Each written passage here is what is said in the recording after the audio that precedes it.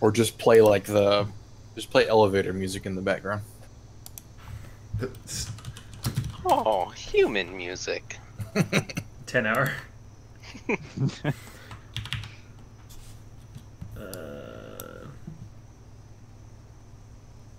Hey, it's already us. streaming. Can I move this? Oh shit, I can move that. Oh, that's dope. Do you have a delay set, or is that just... No, I don't have a delay set. It's just the, whatever. latency? Because Yeah. I thought there was a thing where you could set it. Video. I guess I should probably join the stream as well, huh? I can moderate it. Video, Papa Bless.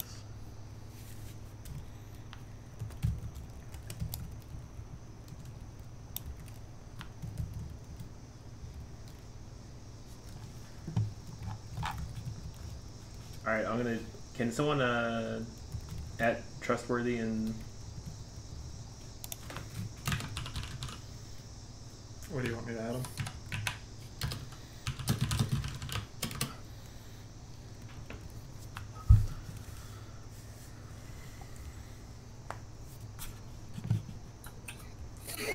Two monitors is not enough for this. It is not. You really need like 3. You need like a live one with the stream, one with the chat. Well, what if can I set this up on yours? That's what I was just about to Okay. get setting up. Is it? Because if you make an incognito window, I Yeah. can... Okay. That's exactly what I was Jesus. gonna do. Alright. Hopefully the...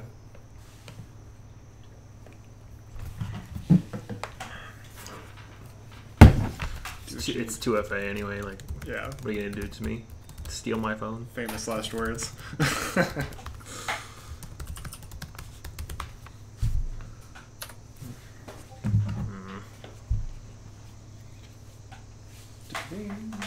Da-da-ding. Come on, Google. Nope.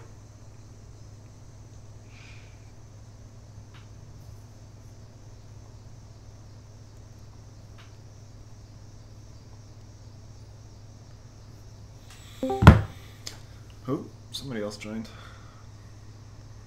Hey. Daemon of Chaos. Gaming. Boy, hey, I like that. Let me back out so I can come back in and get some more love like that. Does anyone ever, Mon?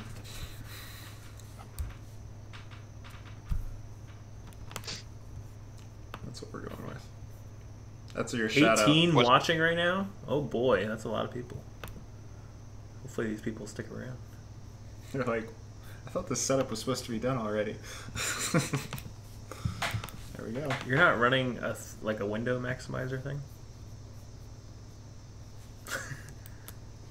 Yeah, I'm watching the stream, and this is a Christian Minecraft server, and Yeah. Faultline is drinking an alcoholic beverage. It's root beer, Yeah, it's definitely root beer. Okay, just checking. not chicken. God, your scrolls backwards? What is said this? I haven't used this since May.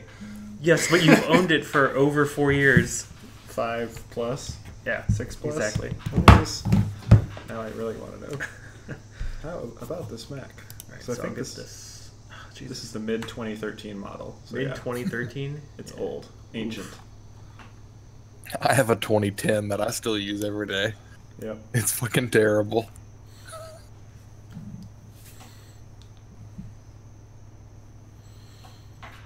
Okay.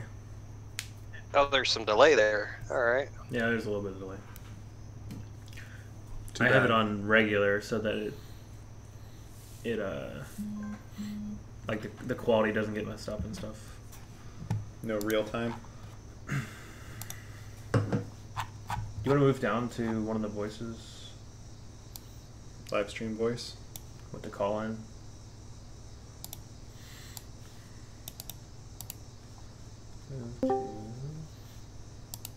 That's the one thing it really needs is a like change everyone's channel at once. Yeah, I don't know why they. Huh.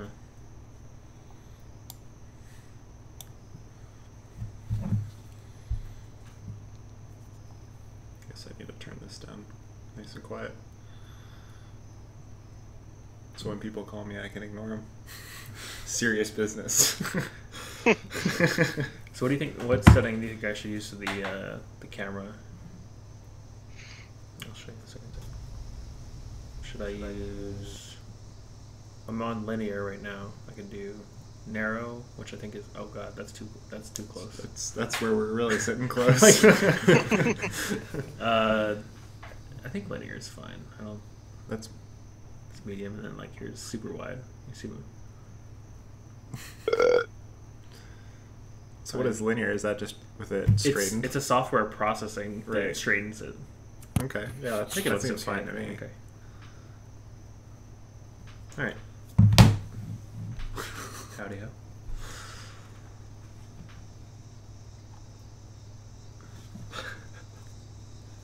Watching the lag from it behind it's going to be interesting. But that's okay. That's what we're here for. Yeah. We have 24 right now. Nice. Okay. So welcome to Video AMA number 7, or I guess Video AMA number 1. AMA number 7. AMA number 7. I'm JDM Watt. This is Faultline. Faultline. In the flesh.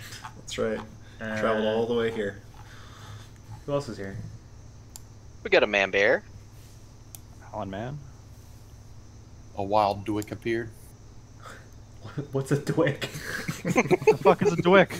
Ah! Beep. And Yeah, I think the auto sensor missed that. There's a slight delay. Oh no, it's spelled with 2 C's. You don't have to bleep it.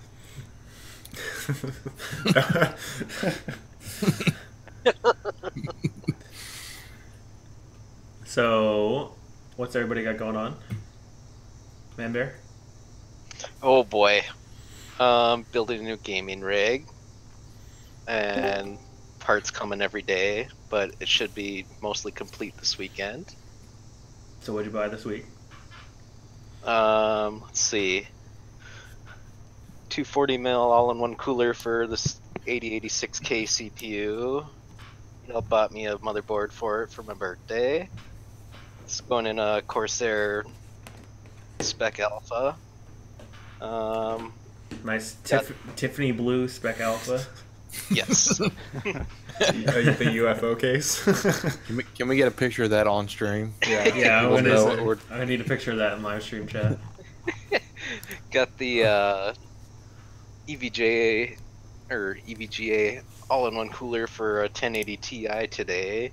Picking up the 1080 Ti tomorrow from the post office. Did you get RAM yet?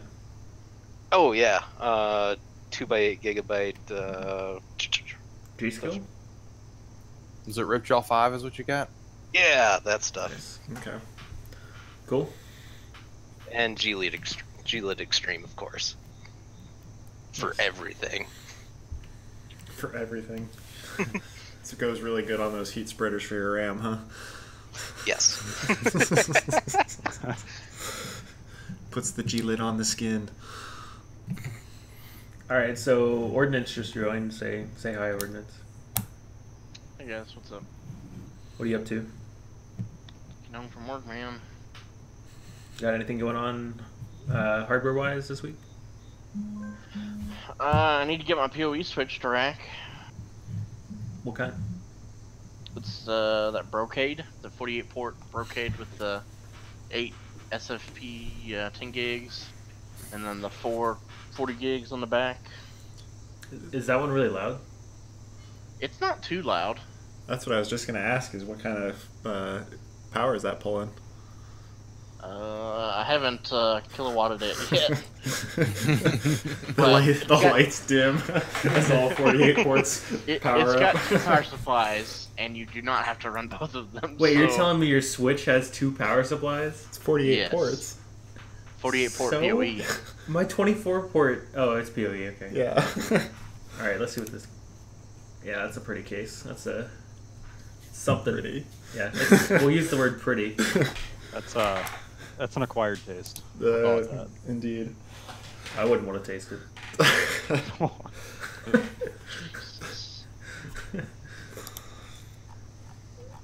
All right. That's cool. Do you have 10 gig stuff you're gonna use with it? Yeah, I've got 2 servers that have dual 10 gig in them right now. Did you get the new build? No, not yet. You say yet. I really want to get some Supermicro stuff. I'm really trying not to buy that gigabyte board, but Hey, well, you can buy my Supermicro stuff when I get rid of it.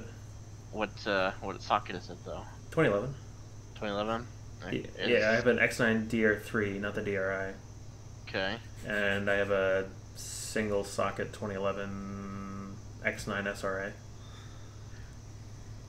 I've got a single socket 2011 board. I'm just like really want to get one of those 2011 Fat Twins. I see. I mean, Yeah. who The doesn't? thick twins. I haven't. Dwick bought one Dwick yet. twins? What the hell's a Dwick? Don't stick your dick in it. Oh, cool. Anything else? Other than that, I needed to. I've got some VoIP phones and some LRs like I need to deploy once I get this PoE switch up, because I hate injectors. Yeah. That's the worst part. I'd much rather have a PoE switch than have to deal with injectors. Exactly. Pro tip: adopt all your stuff while it's still on the ground before you have it mounted anywhere. No, I deploy those for a living. I'm fully aware. Just making sure. For those of you without Ubiquity gear, it can be Just interesting. a pile of injectors. Just a gaggle of injectors. Someone told me today, not to put anyone on the spot, I'm not going to name names. Someone told me today that his current storage setup is 12 WD like MyBook externals. God. I'm We like, had somebody holy like crap. that who had like 9 of them, didn't we? Why not just shuck those? Like a few. well, yeah, I mean he's gonna shuck them now. That like, but I don't think. I mean he's pretty new to the community and stuff. Please so. tell me they were like in daisy chained hubs. I don't know. Was he using hubs or I didn't All even the get same that far. 12-port hub. Jesus. And they were rated together. Yeah, he was like, gonna have he a was like, 3-port hub with another 3-port hub plugged into it, and another 3-port plug. You know, he gets 2 drives per hub. No. You get one 4-port hub, and you do another 4-port hub on each one of those ports. Okay. Bam, you got it. Shuck a duck. He's got Super room for math, 4 guys. more. So do you think that? Here's my question. As little as I know about his setup, do you think that all 12 are right next to each other and they're getting very warm? Maybe they're stacked horizontally. Yeah, I bet they're stacked, and I bet they are getting probably hot. Well, Just a big horizontal vertical stack. do you think that he has the wall wart style plugs? How do It's you all on the plug same them power in? Yes. strip. That's a He's good got- point. He's got, Yeah. he's got power strip Ones that liberators rotate. for each one. They do. Yeah, like I have my power supply has a center row and then it has another row on the side that all rotate down, so you can. No. I was talking about just the plugs, the wall wart. Oh yeah. Like maybe he bought a special power strip for them, but I'm just saying like that's gotta be. I just Any got way you look at power it, it's gonna be strips unwieldy. changed. He could have bought some power liberators, little short power cables. Redundant power strip. What if he has the power Surge strip protectors. daisy chain? Yeah. What if he has like Amazon Basics ones that are just one hub and then 8 of them come off? Redundant Just so surge we can plug- protectors. It's all on an arc reactor. Oh, Jesus. Yeah, there you go. 1 plug to 4 plug. 1 power to 4. Can only go well. It'd just be a decent Split toast. that Anyway. off into 4 more each. Anyway, at least he's in the position where he's like, I need to fix things, and I'm going to, he's going to go for the Rose Bowl case and stuff. So good for him. I'm not. Yes. We're, Yes. It's one thing to see it on the internet and be like, but he's like, what should I do? Which is a good thing. Oh Jesus. Those. That's all very he much needs. those. Please get that on the stream. I hope you're getting Oh that. God. Yeah, it's in live stream chat. So, what's going on, Alan? I don't have a whole lot going on hardware-wise because we've got everything packed away. We're working on selling our house hopefully soon. But I just learned 10 minutes ago that the keyboard I ordered this week on sale went to the wrong address. It went to an entirely other state that I've never lived in. Ohio? It went to Kentucky. I've never lived in Kentucky, so one lucky user is getting a free keyboard. Mine You went get to a Ohio. keyboard. You get a keyboard. Wait, yours That- went Oh, to did Ohio? you? Hold on. Did yours go to a different address also? Yes. What? Holy crap! So this seller must have mixed up the addresses. That's interesting. So, the keyboard that I bought, I just want to verify it's the same one that you got. It's the Corsair Strafe RGB. Yes. Okay, Is it this one? We Oh, wait, the learned Strafe RGB? that if See, you're so what's buying it going from on a is you third guys are party going to on- get somebody else's orders. Their orders have y'all's address. Oh, and nice. They're Okay, going, yeah, what the so- heck? I guess I'll get it eventually, right? If they just jumbled them all up. Wait. heck? What do heck? Oh, yours went right place. That's Cool. So hilarious. yours went to Ohio. Mine went to Kentucky. We gotta start mapping this out right now. So- Wait, mine went somewhere else too. Oh, that's 3 for 3. Oh That my is god. amazing. Mine went to Missouri. Yeah. Wait, who Nope. lives in? Wait, hold on. Who Eagle. lives in Missouri? Eagle. Who's getting your keyboard? What? What is this? This is amazing. This would be The Sisterhood of the hilarious Traveling if it Cans in pans a whole out. new way. Bruh. This is Sisterhood of the I Traveling did request Caps. for them to send a replacement, but I don't know. Maybe that one will go to a different state. That's great. Oh, We're just going to Cat- need a whole new cats- channel so okay. to allow everybody to sync up and get their keyboards together. well, wait. If everyone if it just got sent to the wrong addresses, then maybe we'll get a keyboard. Eventually. Eventually. It just might gonna not get match someone up with your else's- delivery date. Except I'm for the gonna get last someone guy else's that keyboard, orders. I hope it's the same keyboard though, because you know there's a couple different ones you can order. You know, there's a red one, which would be cool, I guess. And I don't know. The other one has like a wrist rest. I don't know the difference. Yeah, Brandon in chat says he said I was holding up a keyboard and he's like the keyboard's too small for a strafe, and I said yeah, this is. I know it's not. This is not a strafe, but this is one of the other keyboards that we were ordering and stuff. So, I thought that they were talking about this one, and then as I was holding it up, Alan's like, "Oh yeah, the strafe," and I was like, "That's not the right Not one." the straight. Yeah. So my strafe, which I ordered, isn't here. It's in Missouri? what Joplin, Missouri. Joplin, yeah. Joplin, Missouri. Missouri. Mine went to I don't even know how you pronounce Erlanger, Erlanger, Kentucky. I've never even, It's a Air, map in Air PUBG. Angel. I It's a have map no in idea. PUBG. It's in in San Russia. Mine went to the battlegrounds. Oh Jesus. 99 keyboards enter. Only Okay. one leaves. Well, that's unfortunate. Do you They're think they all threw battling the for keyboard one- out of the plane?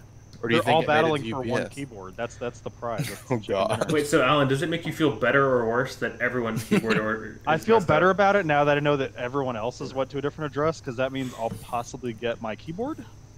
What I'm guessing, like in my head, is that we posted this deal, a crap ton of people ordered it, and the seller just mixed them all up. The seller's probably like, I've never had more than 3 orders at a time before. Blame the shipping 100 department. orders.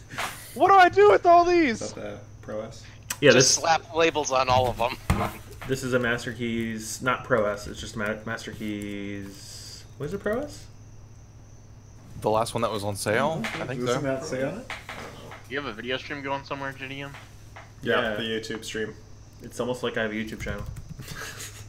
Occasionally. Yeah, that or go to the announcements. Master Keys S, and Announcements then channel. there's another Master Keys S. Custom caps. Yeah, these are Korean. Korean with a Japanese spacebar.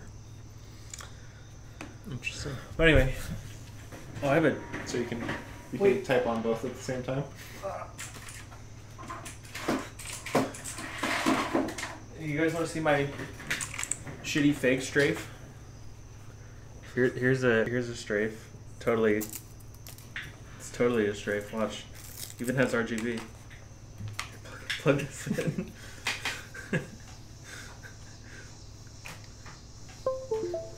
Whoa. Oh yeah, look here, it's turning on.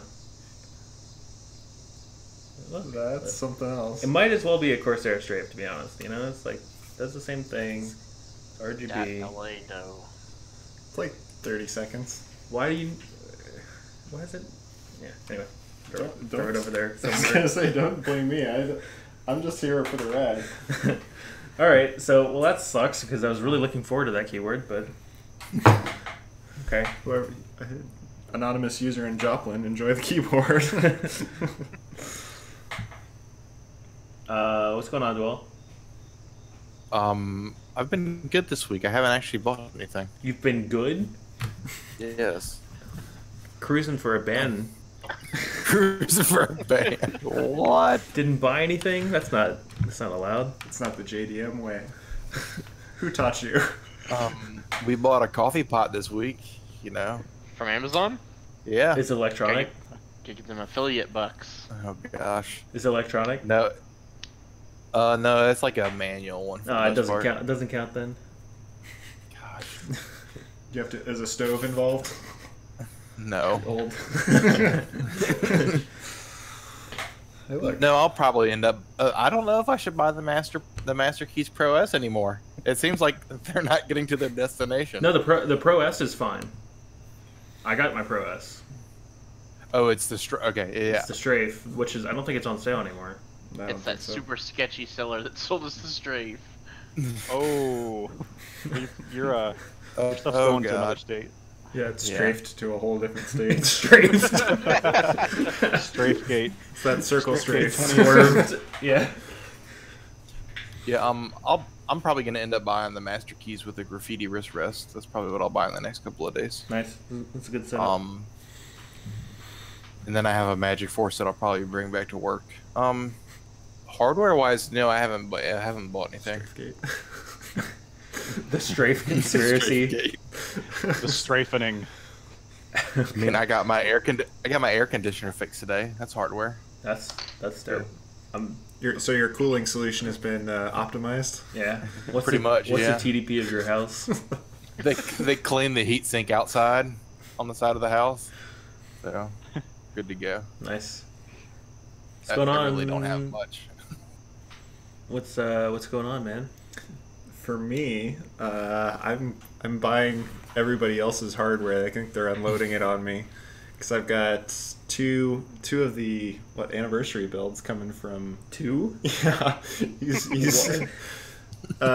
What? is it anniversary? No, it's not the anniversary. It's the NASKiller 145? V2. Okay. Yeah, it's two of those. I'm buying both of those from. Do you want a him. third? I can give you one to take home with you. Will it fit in my suitcase? Yeah, because he's got two of those and he's testing them, and he's got L5640s to go with them. Okay. So he's gonna test it all for me and see if everything tests out good. They're mine. So he's doing work for you. Yeah, exactly. Okay, He's got. nice. He wouldn't throw in the RAM because that's his tester RAM. Well, But I mean, yeah. There you go. Okay. But I got those. Getting another Nook from J-Wire. Doing Is just that the DDR4 Nook? yes. So a 8 gig stick of DDR4 is going to cost more than the entire Nook. Yes. Hold on a second. You guys are pronouncing this how? Nook. Nook? Nook? Nook. Nuck. It's pronounced I think it's- nuke. I think Nuclear. it's somewhere in between. Yeah, it's nuclear. It's nuke.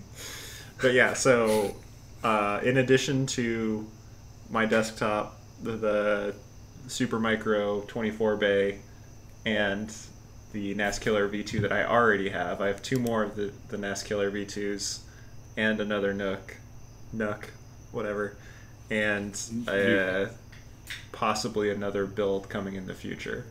Nice. Nothing that we've worked on here, but a new workstation build for my desktop at some So point. so is it going to be using different motherboard or like a different kind of? Well, I setup? might. Yeah, I'll probably end up with something 2011.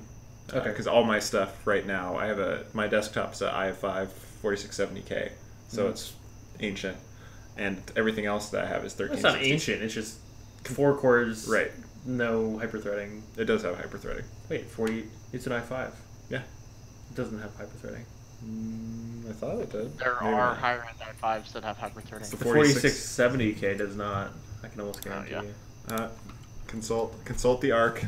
But Oh, anyhow, man. yeah. So moving up from that, just to something more modern, basically. Oh, I'm typing on a keyboard that's not plugged in. I was wondering how long it was going to take you to realize I was like, that. why is Control C not working? Hyper threading is no on a 4670. That's gonna be a no for me, dog. Yeah. No hyper threading. No ECC. Yeah, I knew that. Yeah. No hyper threading, but it does have the virtualization. I don't need Intel. Come on. I don't. Okay. Yeah. Yep. No hyper threading.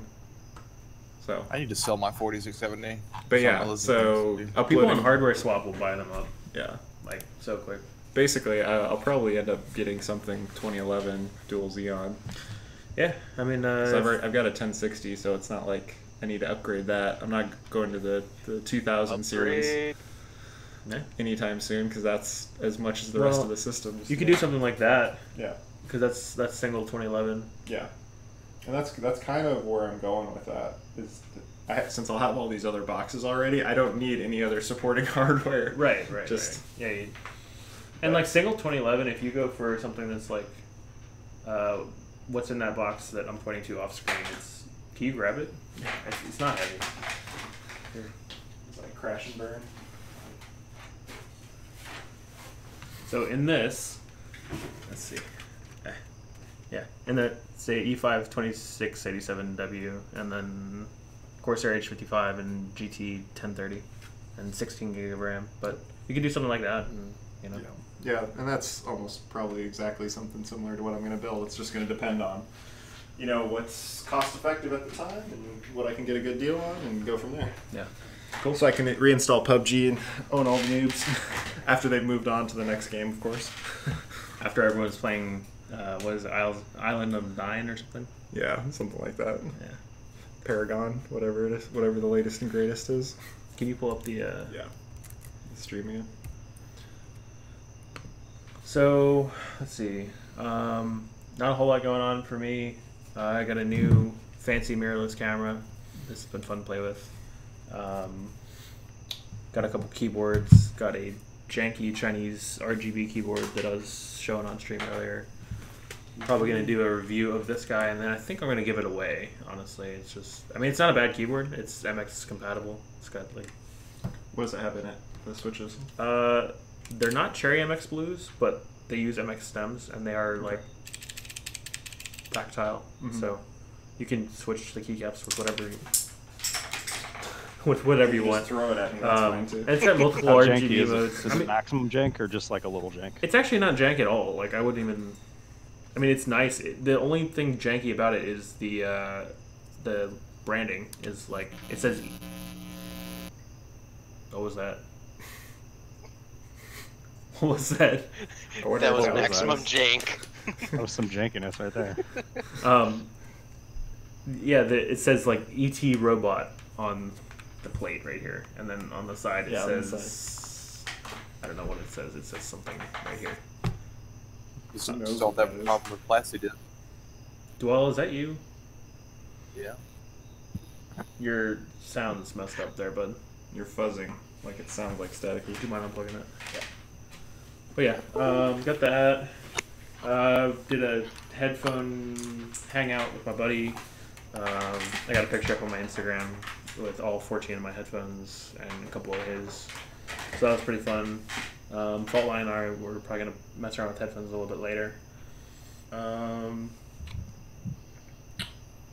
Just trying to help everyone out with the guide, the latest guide, which is up on the screen right now. And trying to get everyone situated with that in the Discord.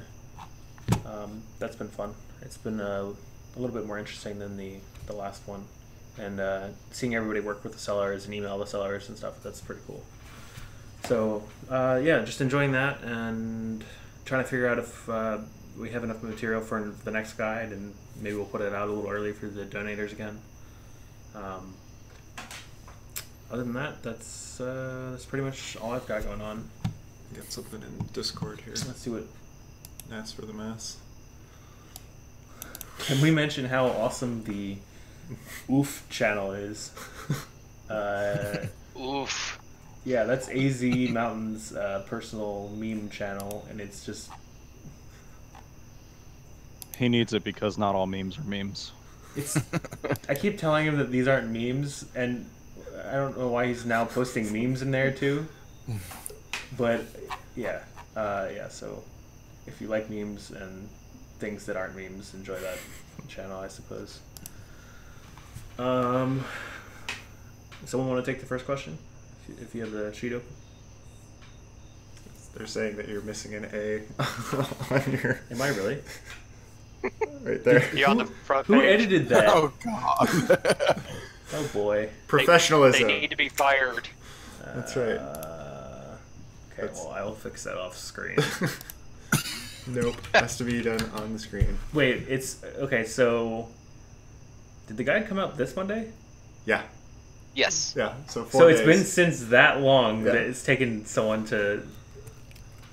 That's hilarious. Anthony, tell me your Discord name so I can like give you a special flair or something.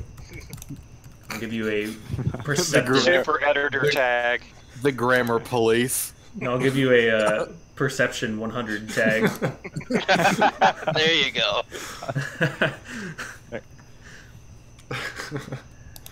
That's really funny. Editor in chief. That's right. Jeez.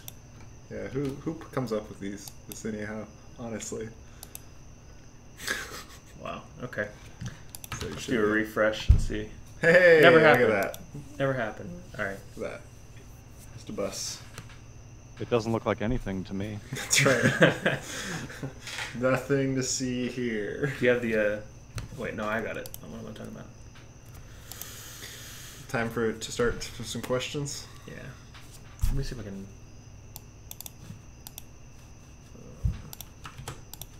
Are you talking just Zoom? Right there. No, I was gonna do the text rec. Okay.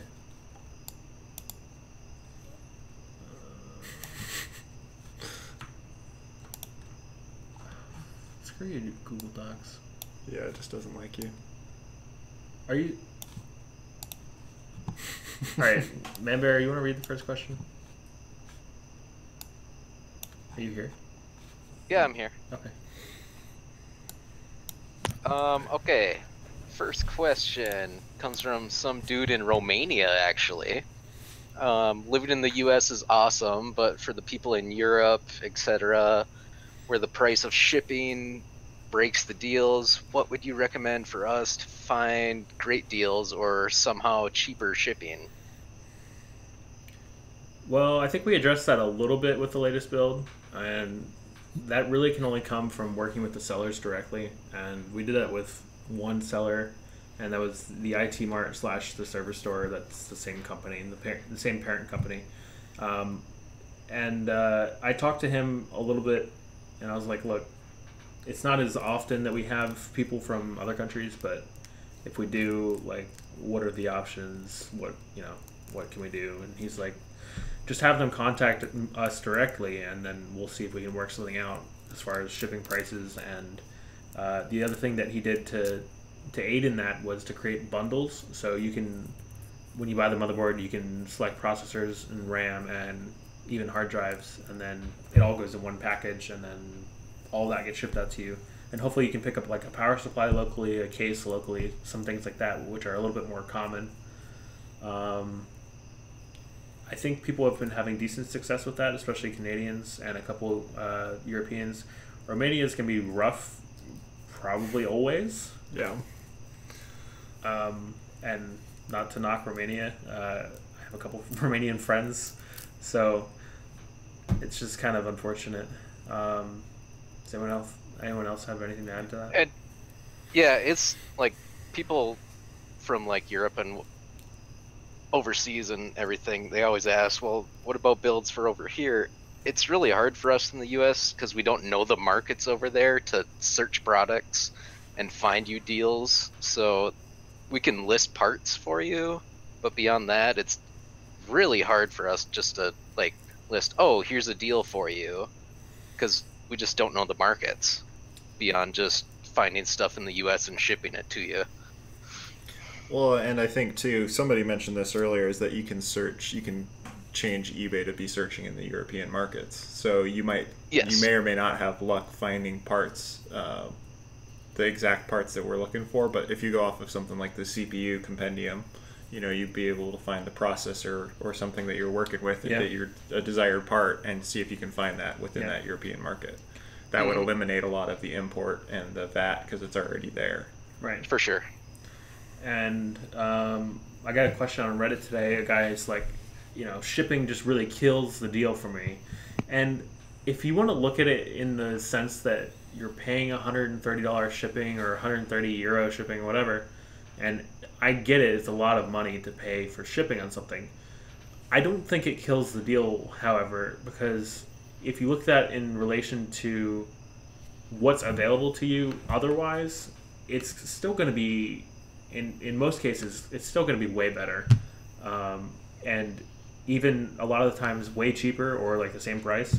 So even though you're losing out on some of the deal aspect, especially in comparison to Americans, I don't think it's really a fair comparison because we have the biggest used server parts market, and it's super easy to ship within our country. Right. So like, it doesn't matter if it's in California. Like a lot of times I get free shipping, and I'm all the way across the country from California. So it's not a big deal for us in that regard. And it's not, like I said, it's just not a fair comparison.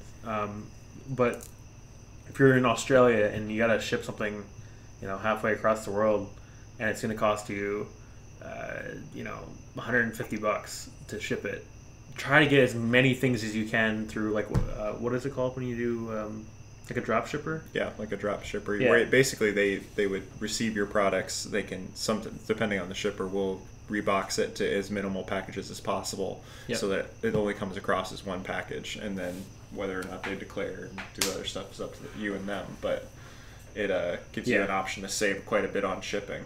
The more things you can Yeah. get into one package, the less money you'll spend, regardless of weight and size. It's just, if you can get the number of packages down to like one or two, it'll be a lot, like a lot more, I don't know, cost effective. Mm-hmm. And in that example, I know that the Australian market for server parts is awful. So even though you're paying a lot more, you're still paying a lot less than what you could get otherwise anyway. So don't really use the US as a comparison. Compare it to what's available in your market and then use that pricing even though you're paying more on shipping. Exactly. It's like that meme where it's like $10 with $150 shipping and the guy's like shaking his head, and then he's like $160 free shipping and he's giving a thumbs up. Exactly. It's just so. Yeah. We got a question here just saying HGST drives. Yeah, go ahead. Read it off. What are your thoughts? Just HGST drive. Your thoughts? I mean, that's like. Basically, I think what he's going with is that there was a deal listed in Tech Deals. Oh, And the SAS drives? yeah, 4 terabyte Okay. HGST SAS drives is one of the examples of it. Well, I've got 16 of them and they're great. The only thing that I can say is they take a little bit more power because they're 7.2K RPM, not 5400 or 5000. Mm-hmm. So they do take a little bit more power, but they are faster. Is that what I got from you? 12 of them? The SAS drives that I got from you? The 3 terabyte? Yeah. Yeah, those are HGSTs. Yeah. So I've got a dozen 3 terabyte ones that from JDM. Yeah, and they work. They work fantastic. Yeah, no, I mean, they're super reliable. I would say they're even a level above what your consumer NAS drives would be, as far as like reliability and longevity. They they're are designed to run 24/7, so they. Yeah. It's, Spin them up and turn them off every time your uptime resets, and that's about it. Yeah. Don't be scared off by the low price. Just make sure you do your research as it's a good eBay seller and all that, and then you'll be fine. Yeah, good reputation. That's what matters. Buy JDM. No, I'm just joking. But yeah, get sellers that have a solid reputation. I've got 8 of those, and they've got like 36,000 hours on them, and that's apparently nothing for those drives. Yeah. Right. They'll run forever. I'm pretty sure the 4 terabytes, not the ones I just bought. I have a couple other ones that I bought a couple years ago, and they're like 60,000 hours or something like that. Yeah. They're still perfectly clean, smart. Years of service, and they still perform great. I think I've gone through like 4 moves with them, like moving houses. So Yeah. I mean that's not easy on hardware. Take him down the stairs. Slam, slam. Oh crap! This is not Box what the down. battery backup was meant for. No. You should It's see okay, my. guys. I got a UPS. I'm protected. That's right. I don't ever move servers in the back of like a U-Haul or something. I always unrack them and then put them in the back of whatever car I have.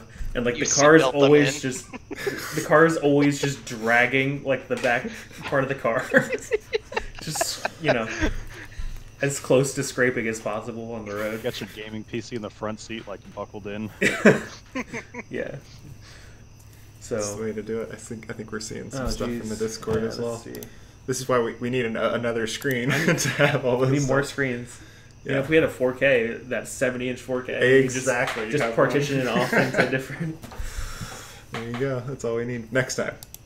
Oh, Light this bulbs. looks like a spicy comment. People in the EU need to learn to look at eBay and search all Europe countries with filters, just like US people do.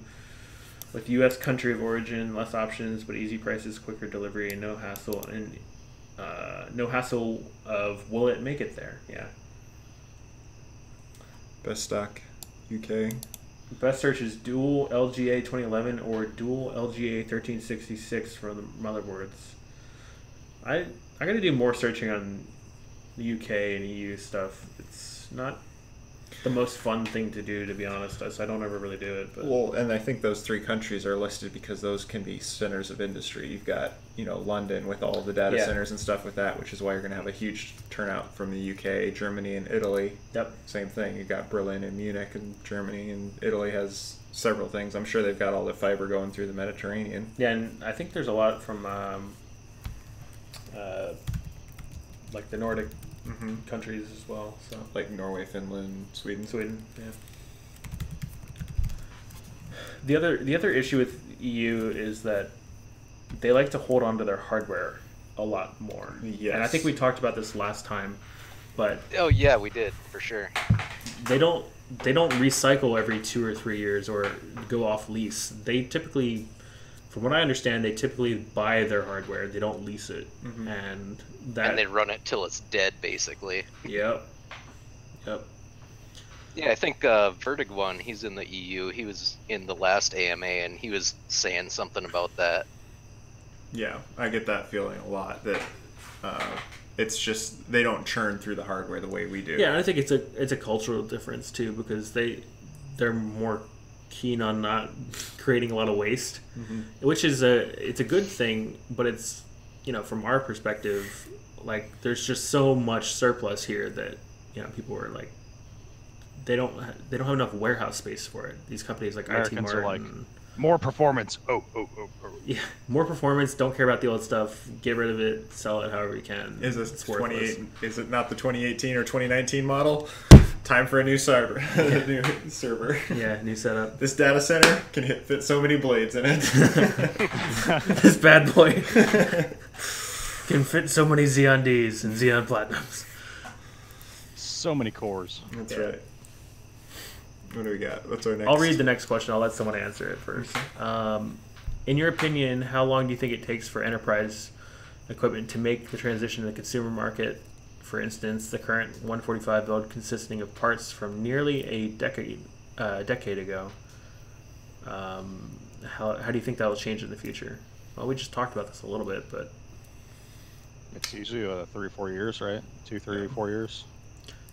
Generally, leases are, I want to say, between 1 and 3 years most of the time. And at least in the American model for accounting, it's 5 to 7 years for stuff to depreciate. So we're seeing stuff 5 to 7 years from the time it was purchased getting released out to the market. yes, with the exception that it depends largely on, like, NVIDIA has been slow, for example. They've been slow to put out new product. They're not on their normal product cycle right now. Right. They're behind a lot with the RTX stuff coming out. That should have come out before this summer. Right. It was So last year, that basically. pushes everything else that's coming out on the refurb market back. Right.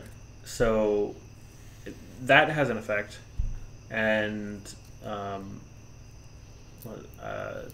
know what else I was going to say about it, but Were you saying just because stuff's general, we're getting the builds that we're seeing now, or that we're coming up with now, are from parts from nearly a decade ago. Oh, and server hardware hasn't changed that much. Like they've added DDR4, and if you look at the clock speed and the IPC on the CPU comparison,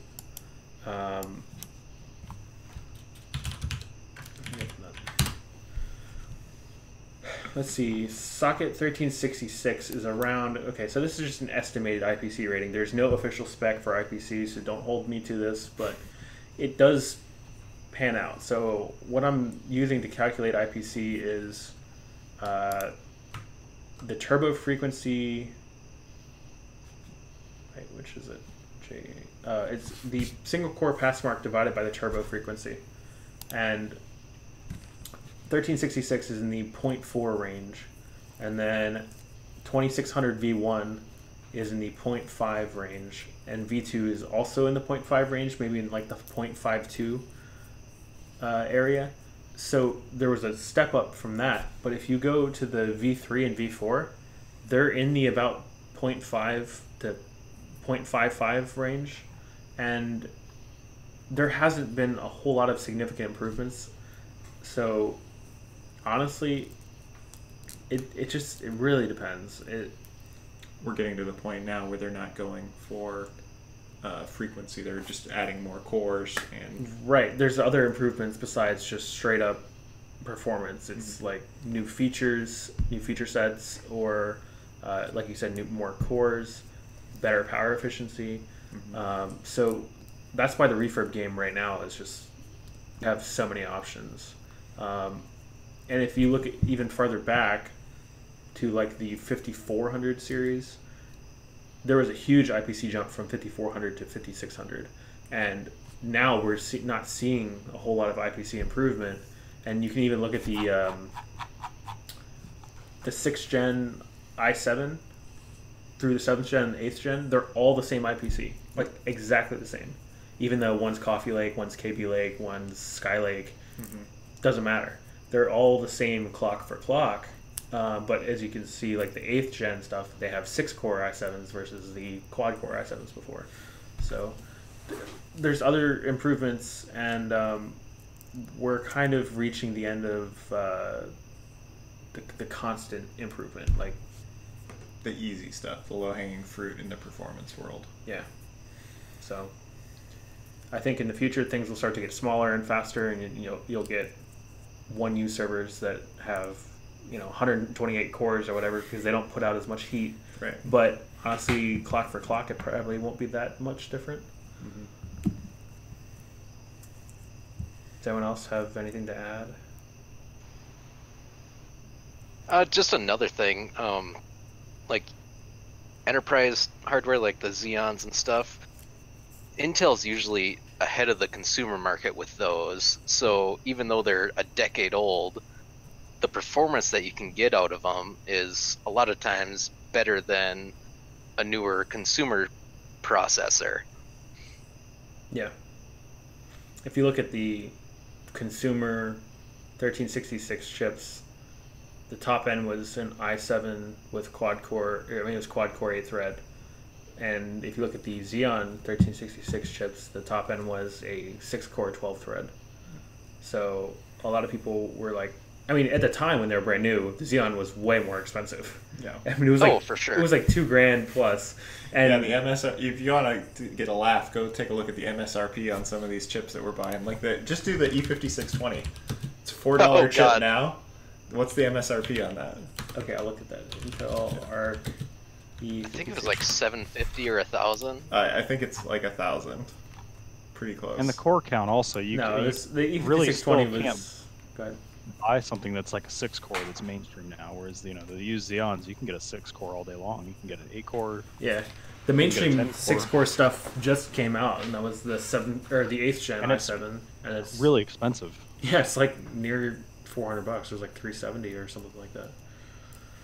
So E5620s looks like recommended customer price was $369 to $391 when it was launched, Q1 2010. Yeah, so we'll call it $350. But even then, like back then, I mean that. So close to what is that 90% price difference? No, We're 90 getting times. Oh, it's 1%. Yeah, 1%, close to 1 to 2% of what it was originally. Let's look at the 5690. yeah. The 5690 was like the top end of the socket. Yeah. Okay. So 5690s were 1,600 retail, and now you can get them for $90. Yeah, Yeah, so maybe same less thing. maybe less on a good day. But yeah, it's Between 5 and 6% of what their original cost was. wow. 95% off. That'd Yeah. be like that deal. That's a damn deal right there. I think we're going to be stuck on 2011 and 1366 for a while, just because there's no, like, DDR4 is just straight up too expensive. Too many things in current gen use it. DDR5 doesn't exist, at least realistically. I think there's a spec for it. It's on some of the graphics cards right now, right? GDDR5? Yeah, but that's totally different than, I'm talking like just regular DRAM. Oh, yeah. DDR5. Yeah, That doesn't- DDR5, I think it's all theoretical right now. Right. So I think there's some sort of spec, like the white paper for it, but that's it. So DDR5 SDRAM. Let's see what this looks like. what does Wikipedia say? JDEC? Plus 13, DDR5 66. spec release in Sweet spot. 2018. Claim to date, let's see, preview 2017. Let's see, Rambus announced a working DDR5 RAM prototype in 2017 with availability not expected until 2018 third quarter. Well, I haven't seen it Yeah. yet. Well, we're not even in third quarter yet. Yeah, but I mean, Are we? We technically just started third I quarter? think we just started the third quarter. But Yes. still, if we, if this That is something- seems pretty optimistic to me. this is Wikipedia's Yeah. article from what 2017, so we'll see how long that lasts. Yeah, because there's GDDR5, GDDR6, but none of that's all. That's GDDR6 is probably what going in RTX series. I think so, yeah. Yeah. Yep, 2080 Ti, RTX 2080, RTX 2070. Perfect. Just what we need. $2,000 for a graphics card. But does it run Crysis? Okay. Does someone understand this next question? I think Is it a question? I think maybe it's just Yeah. how a DAS works. Remember, you actually have a DAS. You want to talk about it a little bit? yeah, the question is the DAS build. I'm just rephrasing it because it's worded weird. The DAS build, how the installation and use of different elements works. Well, you plug it all together. There's a build guide for a DAS that lists every single part that you need. What are like the main large scale components. main components, like Main thing is you need, what is it, PSU, the drives, obviously, a case. That's the main things that go in the box. There's no motherboard or anything. And then you need the cables that go from, but you also need what's the number of the card? Something 16E. So yeah, in your host computer you'd use a LSI 920116E, which Yeah, I is always forget that number. 4-port external SAS. Mm-hmm. Yep. So that goes in your main server that you're going to connect the DAS to. Then you use the SFF 8088 to either 4 times SATA cable or 4 times SFF 84 or 82. If Yeah. you're using SAS drives or even normal SATA drives, it works either way. Yeah, there's a way you can do it where it's you just pass the cables right through to the next chassis, like what you're Yes. saying, or you can actually convert it nicely so that you can unplug the cables from the outside of the case and then just leave the Or it's modular. yeah. Yep. It's a little bit more and that- modular, but it's more expensive by a lot. to do it. Yeah, it's definitely more expensive. You need like twice as many cables and a couple extra converter cards. But that is all detailed with everything you need in the DAS guide that's on the subreddit. And if you go down the sticky comment on there I made with what I have for my DAS setup. And then there's also a DAS guide on the on serverbuilds.net. I did a mini 16 bay DAS using the Rosewell case, and it Forgot it goes about over that. all the parts, and basically you just need a power supply, like Member said, the LSI card for your host computer, some SATA power splitters so that you can plug in more drives to your power supply. The DAS just has fans, hard drives, and some cables, and a power switch. And it's a very, very cost-effective way to add more drives to your system, to Yeah. your setup. Yep. One of the some guy in Shandy was just asking what's your all-time top recommended HBA. That's kind of tangentially related. I really like the 920116E, but it's really only useful for DAS setups. 9201 8i, which is IT mode only. That's what I was gonna go with. 2-port SAS internal. It's great card, and they're like $25 or something. Simple. Like that. It's cheap. It's very easily available. I have one around Yep. somewhere. The only complaint of Yeah. is it the 9201. What's the same card with different port positioning? So the 9201 is the same as the 9211. This is a 9201. It's got the ports on the back, not on the side. The 9210 has the ports right here, which are less convenient. Yeah, where they're Yeah. top Like mounted. Like if you're looking at the PCI card, it's on the very top of that card. Or if you have Versus like at the very a end. 2U case, Yeah. like something where that can be a problem. Yeah, so if you had a 2U and the cables were right here, I think there might even... No, there's no line for them, but they would go right here vertically, and then your cables would go into the top of your case. And it also, like, you need shorter cables with this, so this is really the ideal setup. But Let yeah. me just drill some holes in the top of my case to let these cables. Well, that's how you do your desk. You drill through the top of one and through the bottom of the other rack, and then you're fine. I mean, I guess it would work. I like how you just said two different cards just laying there. Just happens to have them handy. Yeah, this is the HP SAS Expander, which is also a super awesome card. These are like $13 or best offer. They're super sweet. I love them. I don't have a use for it. Yours. I'm just gonna give him this one, honestly. Okay. Oh my god, it's packed right Giveaway! I'm a winner. next to You get a card. You get a card. I added that to my cart so I could use an eBay promo. I strictly did not need it at all. So Just needed to hit that price limit. that's right. Starboy says, "Who is who?" Who's who? I'm JDM, and that's Faultline. Faultline. I thought you could tell us apart by our voices at this point, but whatever. If you're looking at who's talking on the Discord, that's not going to be very helpful because we're both sharing the same mic at the moment because I'm the guest host for this AMA. The uninvited guest host. That's right. Oh, I voluntold JDM that I was coming over. So you got 41 people watching the YouTube live stream. Nice. yep. Right? It's awesome to see everyone hanging out. And Yes. feel free to ask your questions in YouTube chat or ask them in the Discord. live stream chat. And if you want to call in and chat with us for a little while, join the waiting room. We got somebody in there now, but let's try to hit another question before we do that. Oh, there's a question in the live stream. I don't know if did we just ask that. No, that just got posted. No, feel free. Go ahead.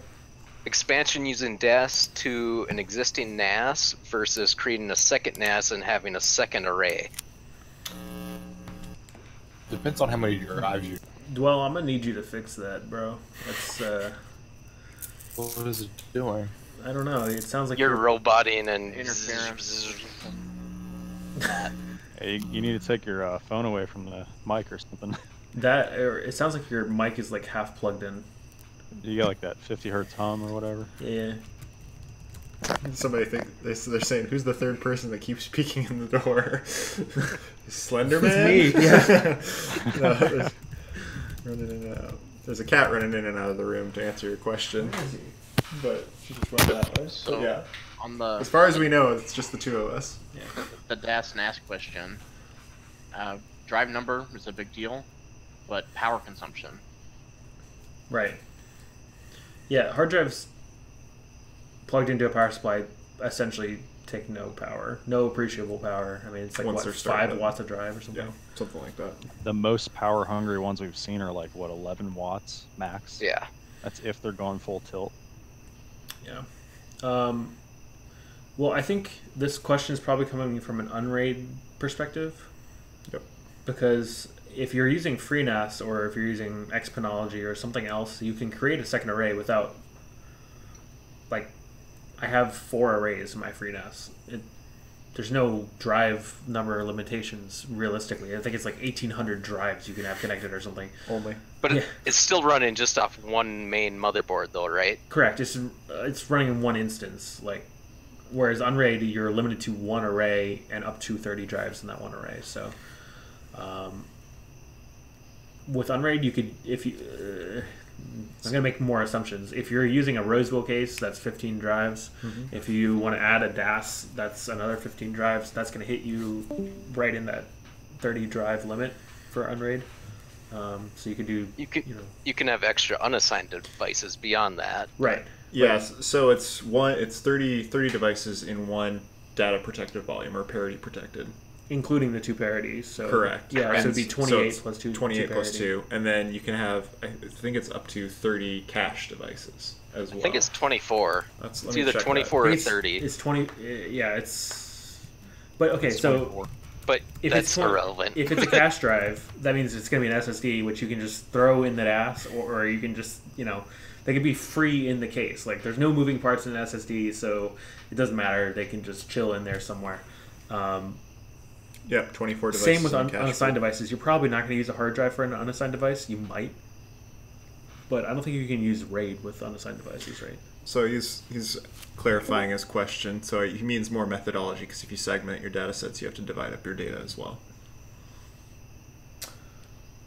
So like what if we're not talking, so JBlock, if we're not talking unraid, let's see if we can clarify, like, why would you build a second NAS versus why would you just add a DAS with a second array? If you're running FreeNAS, you wouldn't build a second NAS. You would just keep adding that's DAS. right. My FreeNAS setup is a 16 bay 3U, and I have a 45 bay DAS attached to it, and they're both Supermicro, and it's a great setup, and I love it. But that's on it. Like, I don't want to add another FreeNAS server. It's just going to complicate things, and then it's not configuration. necessary. You have single point of configuration. That's a big benefit of Yeah. it. And he also just clarified again, but if you make a giant volume, maybe it's not optimal for performance. Well, with FreeNAS, you can make multiple arrays of Well, with however Unraid, many. You can do the same well, with for Unraid. Unraid, your data is going to be on different disks, and it can read Yeah. from any of those disks at one time. It doesn't read from all of them at the same time. So, like, if you have a movie on disk 1 and you have a TV show on disk 3, and they're both being watched at the same time, it's going to read from just those 2 drives on Right. Unraid. So Right. it doesn't really matter as far as Unraid goes. They work completely different. It's Yeah, hard to it's- compare them, really. Unraid is not RAID. That's why it's called Unraid. It is RAID-like in that it uses parity. Slenderman, is that you? Bruh. Quit. Is it not optimal for performance? Well, yeah, in the FreeNAS regard, like, you really shouldn't have more than, I think, 11 devices in a VDEV. Yeah. So there are some. now Yeah. he's- Okay. So he's now if you're talking adding. ZFS, there's definitely some limitations and stuff. We can talk about that. It's pretty deep, honestly. It's That's Yeah. an AMA all by itself of a ZFS read-up deep dive. ZFS theory and. Even comparing Unraid to FreeNAS, that could be a 3-hour conversation right there. I mean, I guess we could clarify it. That Benefits sounds of like a having course. a single instance with multiple arrays by a DAS or things like that. Benefit. You have single point of admin, You have one point of control. You're kind of cascading it all out from there. You're just expanding the capacity of that. Yeah. When you have when you would split to different arrays to different NAS instances, whether it's FreeNAS or anything else, you would be having with multiple motherboards and everything. Exactly. There's more cost already just by having to have separate motherboards, separate processors and things, and also you would be losing that ease of administration. Right, and then there's also the idea of you can do this, but should you? Right. If you want to run multiple instances of FreeNAS, is that the best way to do it, or should you be using some sort of virtualization to do that, or should you be using ZFS on like Linux instead of FreeNAS? I have to go download some ECC RAM. Okay. But yeah, it's everyone's setup's gonna be different, and we try to provide you with the tools and at least the starter knowledge to get that set up. But yeah, so if you have questions about that specifically, we can help you in the Discord and talk about that. But generally, I would say there was another question that said like Unraid versus FreeNAS. I would probably recommend Unraid for most people, especially if you're just getting started. You can use different sized disks and It's 30 got drive. Yeah, it's got a lot of features. It's got Docker native support. It's got a lot of features, and it's got a good amount of hand-holding from beginner up to pretty intermediate levels. Yeah, it's got a lot of power user stuff too. It's not, it's simple, and it's also very deep. Whereas like FreeNAS, the feature set's not as wide, but the rabbit hole you can go down is extremely deep. FreeNAS, good luck. Yeah, so there's that. Okay. I just want to say I'm seeing people cycle in and out of the if you guys hang tight, we'll get to you. We got some questions to work through. Yeah, we have multiple sources of questions. We have the Discord, we have the form question sheet, we have YouTube question sheet, or chat. Yep. Yeah, And if you're not in the waiting room when we get to you, we can't get to you. So just hang tight. Yeah, let's pull someone from the waiting room if we see them. Just let me know. I can't monitor that and do the other three things. So somebody was asking, saying, who's talking in the background? For those of you who didn't catch the very beginning of the stream, go down to who we got currently. We've got Man Bear Pig, we've got Ordnance, we've got Alan Man. Darjan's here, he hasn't said anything yet. And Damon's chilling, I guess. Yep. I'm here. Yeah, let me see if I can add that in Streamlabs. Oh, the who's talking bit? Yeah, the voice. Yeah. But anyway, I'll do that. Oh, there you Someone go. else. That'd be cool. Starboy, he's saying, which one is more user-friendly? I'm assuming you're talking about Unraid versus FreeNAS, and speaking from experience, having used both. No, go ahead and say it. I know what you're going to say, and please say it. Unraid is very easy. It's designed I to am be. a FreeNAS shill. I use FreeNAS. I love it 90% of the time. And Unraid's easier to use. 10% of the time, it's infuriating beyond all belief. Yes. I mean, and I've used both. I don't mind FreeNAS, but I've got a lot of experience with storage arrays and things like that, and it definitely does not go out of its way to help you. No, not at all. In any way. It's expecting you to have an advanced level of knowledge on everything right off the bat, and it even And tells just- you that. FreeNAS is kind of more of an enterprise product. Right. Can scale up to that level. Exactly. And just to go down into plain and simple terms, even Unraid, you can just upgrade drive by drive. FreeNAS, you need all the drives to begin with what you want, and to plan out to expand it, you really need to plan it out. And you still need all the drives. Yeah. FreeNAS, I think the best part about FreeNAS is that you really want to plan everything in advance and just say, okay, I've got the budget for one colossal build. I'm going to build this, and I'm going to fill up all the bays, and I'm not going to change that until I replace that. Well, yeah, and you run into some unique challenges because of that. When I was showing Faultline my server setup, I was like, yeah, I got my latest expansion with FreeNAS was 16 4TB drives. And the power consumption on those drives was enough to trip my breaker, because going from not having them, totally fine. I could put my server full load, not a big deal. But if I have them in, and then my server goes to full load, then that's enough to pop a 15 amp. So Surprise. you probably would have been, if you're in an unraid setup and you're adding a drive at a time, it's not that big of a deal. If you add one drive and you're like all of a sudden you're over, you're like, oh shoot, maybe I can rearrange my data, pull out a couple drives, look at my power situation, see if I can change to a 20 amp or something like that. And I can't do that. I had to disconnect all 16 drives. And I'm like, okay, well, I'll just wait until I can get a 20 amp put in, and then I'll put all of those back in. It's got its own challenges, and if you're willing to do that, fine. But most people aren't. And yeah. Once you're down that road, too, that's the other thing. Once you're down the FreeNAS road, the longer you're on that road, the harder it is to go off. And like I was considering going to Unraid, and I was like, I just can't. It's just not feasible for me to go Unraid anymore.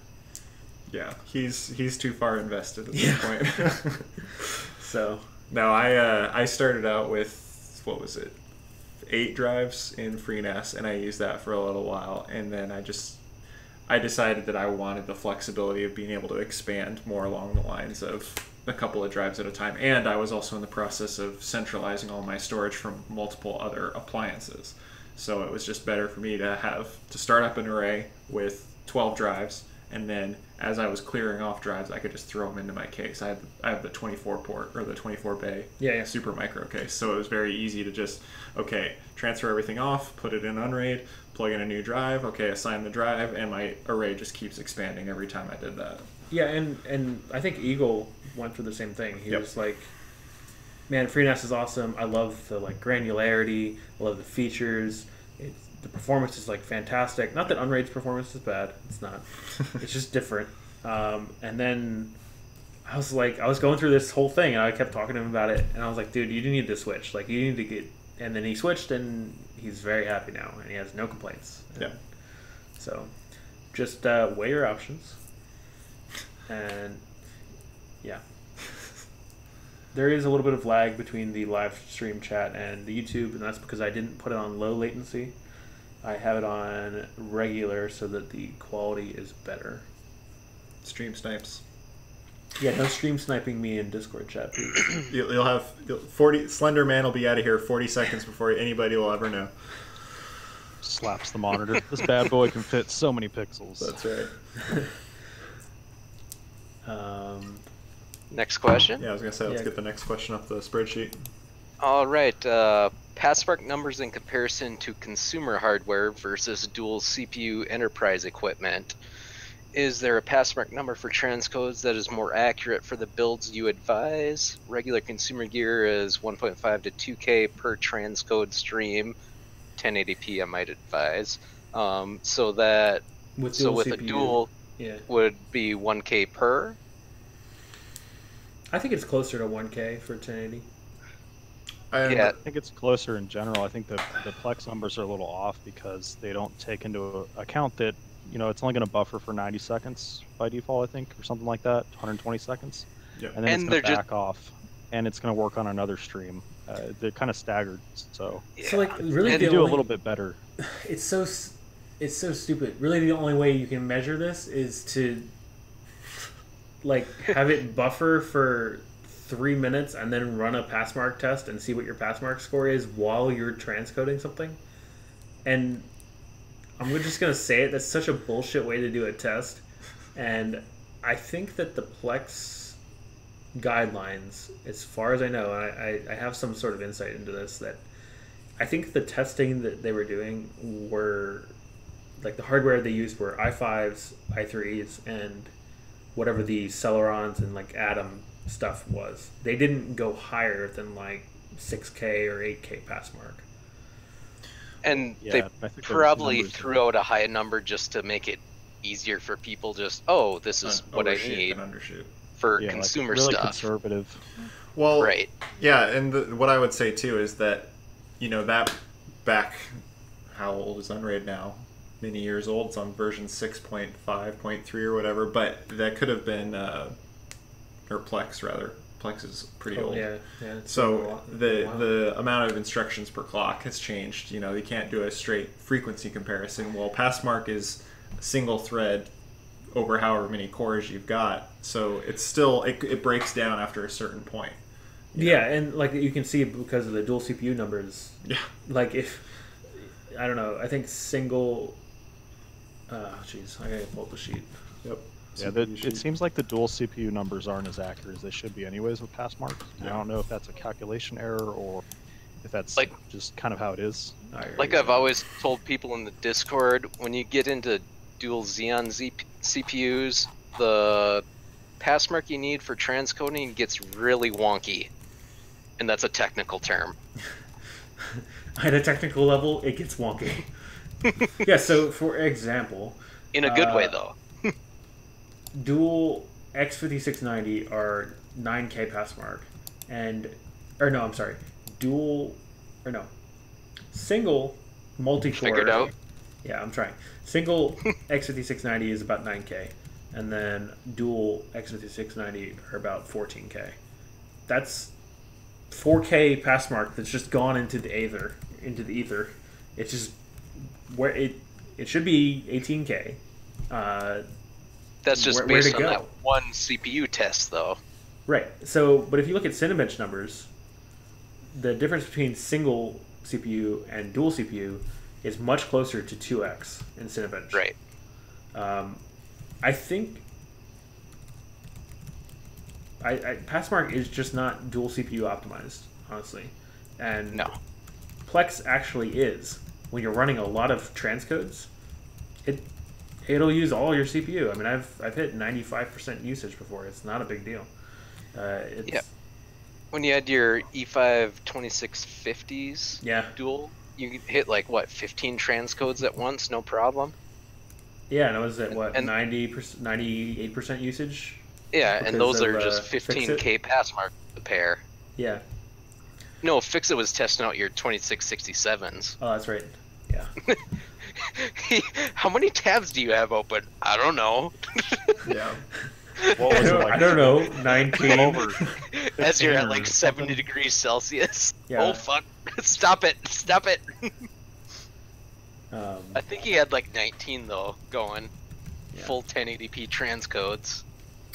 so anyway, long story short, I It gets think wonky. 1K is probably a better number, but just know that if you have dual CPU, it's going to be a lot more capable than anything that you're used to if you've never had dual CPU before. Definitely. Even if it's 1366. doesn't I matter. run all 1366 and I got plenty, just no problem. And like people, if you ask anyone that has dual E5620 or E5640 from the NAS Killer 2.0 build, they're all really happy with it. Some have upgraded because they want to, and that's fine. But people that are just using it, they're like, I mean, the setup kicks ass for $8 for 2 processors. I mean, Right. I think you'll be really surprised. So Since we're talking about Passmark, should we Yeah. mention 4K? maybe It always comes up. maybe you can Every you time. can say something about that. What kind of passmark do you need to transcode 4K? This is another thing where Plex is just outright wrong. A, don't transcode 4K. That's the correct What's the answer. alternative to transcoding 4K? 2, keep it in a separate library completely locally and only share it to devices that you know can direct play the 4K. C, You switch have from a letters to separate- numbers. yes, I'm purposely doing that. Okay. Have a separate 1080p copy in your main library that you share out, so if that has to get transcoded, it's fine. It's all fine. Just don't transcode 4K. It's not worth it. You're Just not going to keep- get 4K out of it when you transcode. It's Yeah, gonna go Plex can only No. transcode 4K to 1080. and a direct play of 1080 Blu-ray or pretty much any 1080 that's not Yi-Fi is going to be Yiffy? better. Did Yiffy. you just call it Yi-Fi. Yi-Fi? Yi-Fi, Shame. Yiffy. Oh. Shame. You're getting Fuck shamed you. for a week because of that. Yeah, and the point of 4K and having 4K is quality. So why would you want to play in anything other than native quality? Right.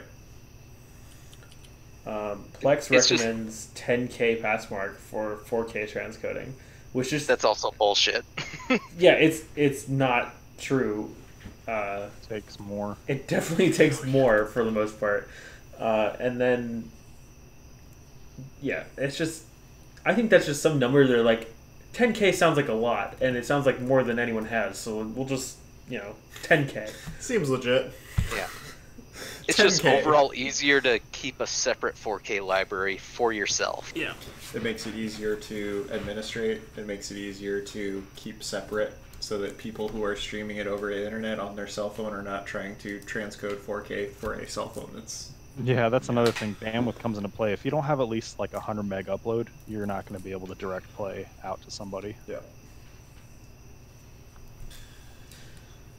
Okay. Next question?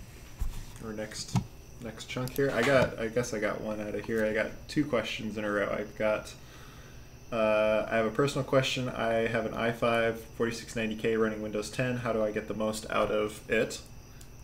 Is that just worthwhile? Is that worth keeping around for using? Or would that be something big? Getting the most out of it would be to make it a dedicated server and don't do other things on it. The second way to get most out of it would be to sell it. That's what I would think. That's what I was just gonna say. I'm in the sell same it. boat. I have a 4670K, so that's the Same CPU. Yeah, same CPU basically, and you're better off selling it for a couple hundred to somebody around you who needs either a secondhand Either gaming that or machine hardware swap. or hardware swap. That's a gaming oriented. Yeah, and then going for one of our builds. I mean, we've got builds that start at 145, and you'll definitely get that with For a just the semi-decent- processor alone. Right. Not to mention if you sell it with the motherboard and the RAM, then you've got like a nice little starter kit you can get $350 for. Yep, that'll get you The started. cheapest processors you can buy will net you like $7 and some change, and they're going to outperform Yeah. the i5. And then Or you dual get the experience processors. of building something. You get the experience of like setting it up. And you're like, holy shit, I have dual Xeons and they're awesome. Yep. Yeah, you can have a bunch of RAM. You can upgrade them later. You can, 4690K is what, only like 7K passmark? Something like that. Yeah. Pretty Yeah, close and to so that. like dual E5620, which are what, $8, $7? They're like 8K passmark. Yeah. So they're faster. that's what I'm using for my virtualization box, or I am building it. I got the next question here. I think that covers it for the most part. Yeah. If you cannot sell it and must keep it, make it a dedicated machine. Yeah, If you can sell it, you're going to get more performance out of one of these builds with a Xeon, dual core Xeon. Oh, and that kind of takes me back to the previous question about Plex's recommended passmark. I think that their recommended passmark is not accounting for if you have a dedicated server. Right. I think it might be like if you're using it as your daily machine. Right. Daily driver. So they give you a little bit more passmark overhead to consider that like you still need to browse the web or you still want to do stuff on your computer. Yep. Whereas if you have a Steam dedicated, is updating in the background. Exactly. Playing Tomb Raider on my main box, so I can. dude, with Gigabit, Steam now takes like 30 to 40% CPU usage installing a game. Yeah, well, because it's hashing everything. It's That's decrypting crazy. it all. That's so nuts. So I got another question here from some guy in Sandy. He's saying, "Are you going to do a KVM build soon?" What does that mean? KVM is virtualization. Oh, It's full yeah. virtualization. Isn't that what Unraid uses? I don't honestly know. I think they use Unraid that does as a use backend. KVM. Yep. Yeah. So Yeah, I I know mean, something. to answer your question, there is some virtualization built into Unraid. You can go with the ESXi, VMware Proxmox. solution, Proxmox. Proxmox. Somebody mentioned Proxmox a little bit ago, but I did not use that. Have you done any of that? No, I just use Hyper-V. Yeah. I'm lazy. Yeah. Hyper-V makes it really easy, which is Hyper-V nice. makes it easy. It works great. I can build Built-in things RDP. around. Yeah, built-in RDP. Yeah, it's just I like it. So I mean, that's really could be any one of those builds. Could be a dedicated build for that. yeah. However, if you're asking if we're gonna do if you're gonna do a guide or something, that's always an option. Especially as we grow and we get thinner on doing hardware stuff, because like we said earlier, the hardware market is kind of stagnant. Yeah. And occasionally we do get these deals. Like we got 2 insane back-to-back deals. But we're gonna look for other things to do besides just hardware, like software and trying to make the most of your hardware. Right. I mean, if you have this hardware, it's great, but like if you don't have anything to do on it, then what's the point? It's an expensive paperweight. Yeah. There's a lot of paperweights around here. Things that we're working on. I mean, we've got a couple of things that we've already talked about. I'm going to be doing a thing about reverse proxies and proxy pass and all the stuff. I know that goes literally into that. nothing about that, so that'd be awesome. I'm going to do. I have already done. I did a private version of a VPN guide, straight from starting up a virtual machine through installing Ubuntu up to OpenVPN and port forwarding and all of that. So I'm planning on releasing some of this content so that we don't have, we have some different things and some different options for what you can do. Yeah. Because there's a lot of things you want to do, and I mean we'll be talking about security and some of the different options that you can do that. Yeah, so. and the best thing is, like, if you're running this kind of hardware, the world's your oyster for software, because the 145 build has quad NIC, for example. Like, where are you going to get quad NIC for $145 for a whole build? You're not. I mean, you're just not. So and IPMI. And IPMI. So yeah. And people ask, what do you need quad NIC for? Well, you can dedicate 3 different ones to 3 different VMs and still have one for the main OS, plus still have IPMI. Yeah. For example. Yeah, it's really nice. You can do some fun stuff, like having your if you want, you can do firewall virtualization, which some like, some don't. Yep. It's an option, especially if you're playing on your own net. You can have each one of those ports be plugged into a different virtual machine. Yeah. So there's a lot of different things. It gives you flexibility. That's the biggest thing. For sure. Is that all of these machines have a lot of options for flexibility and the different things you can do, both processor-wise and just pure capability-wise. For sure. Hey, and if you guys have, I see there's 51 people watching now, which is awesome. That's twice as many people as we had last time. Damn. It's super awesome to see everyone in here. If you have questions, please ask them. Please join in the waiting room in Discord. We would love to pull someone in, but there's no one in there now. So, do you want to do another one of those, or yeah, next one here? Alan, you have the sheet up? Yeah, I've got it here. Do you want to take the next one? Yeah, so questions about Ryzen. What's the advantage of doing one of these Xeon dual CPU over Ryzen when they can bench higher for cheaper and is newer? First of all, that's not entirely correct. But also Ryzen is, it's more expensive. The RAM for that is going to kill you. DDR4 prices are just insane right now. Give an example. You got Manbury, you just bought some RAM. The price is how much? For a 2x8 gig set is non-ECC. Non-ECC. So just gamer grade, whatever RAM, is about $150 for 16 gig. Yes. And we can get 16 gig for usually a third or a quarter of that.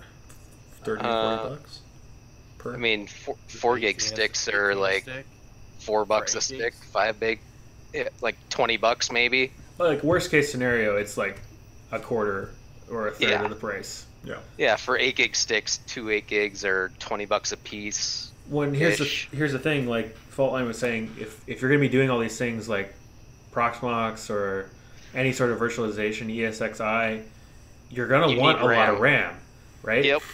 So, I'm not.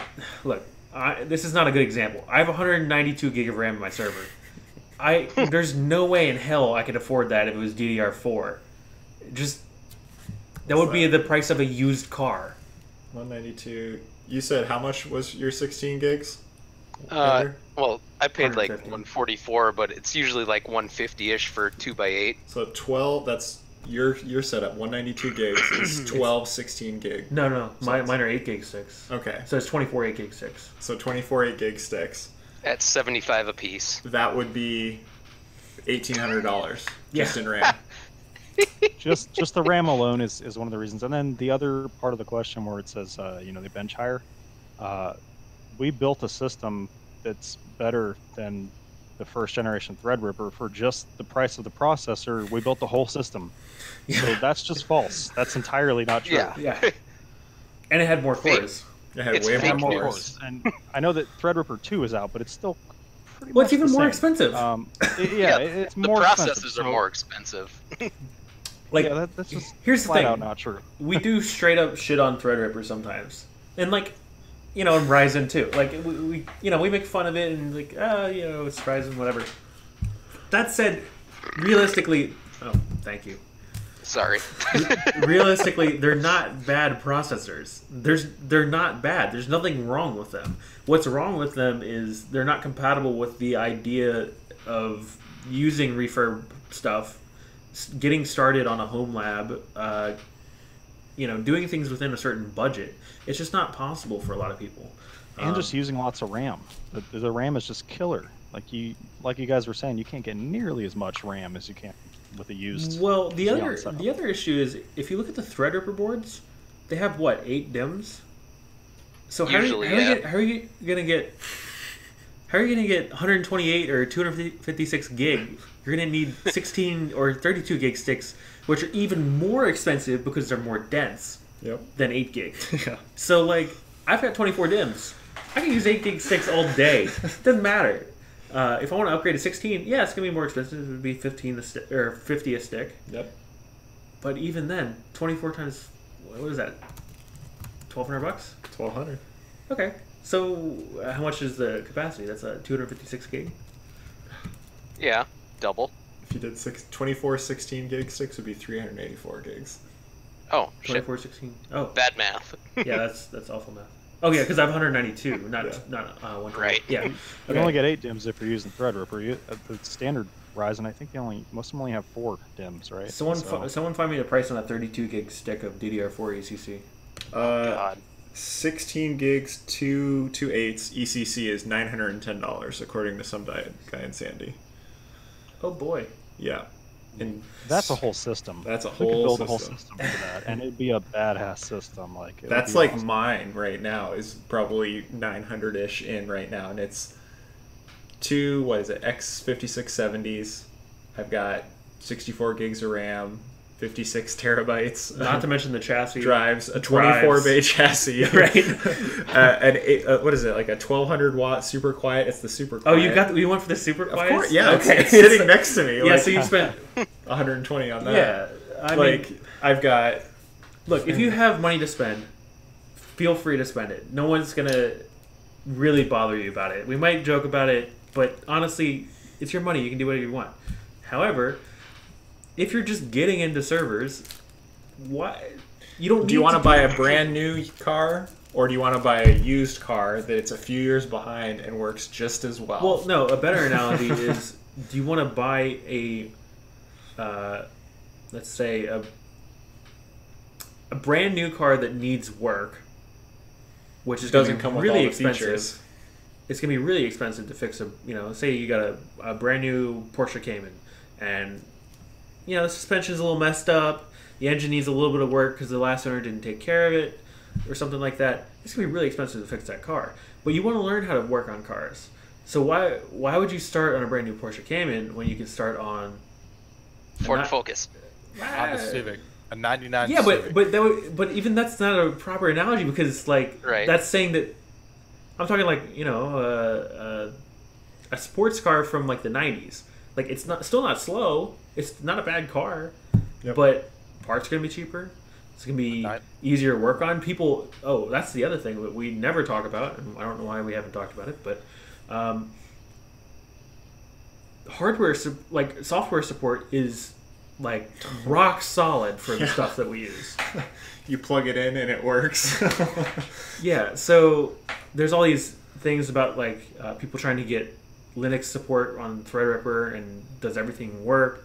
Does right? your memory supported by the board you get? Yeah, it's all taken Underwrite care didn't of. support Ryzen until very recently. Yeah, Like it just wouldn't work. yeah. Yep. So anyway, that's our thoughts on it. Again, like we said, Ryzen and Threadripper, they're not bad. It's just it doesn't fit And I think our agenda. yeah, for that's what lack I of a was, better. I was going to say. I think this is we've come together as a community working for deals on refurb, used or reused gear. Yeah. Yeah, you can buy all brand new stuff, and it's going to work great. You know, it's going to have all the latest bells and whistles, but if you're more cost conscious necessarily, or just getting into it, maybe this isn't going to be your build for the next 10 years. It's better to get something that's a little bit cheaper, learn what you need, what you use, and then you can do your next build or your next build. It's going to be without that breaking the stepping bank. stone into the enterprise level Yeah. of stuff. Yeah. Go to the next one. Yeah, let me take. What are the best practices for cache and unassigned device setups? Common Docker setups, Plex, transmission, sonar, radar, etc. This is Broad unrated. question. That's a very broad question, and it's unraid based. These lights are really attracting those tiny little bugs.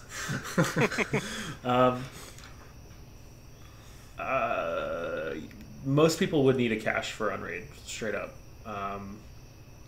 I can admit to that. I said for a long time that, I don't really need one, but I added one, and it definitely helps with transfer rates and all that.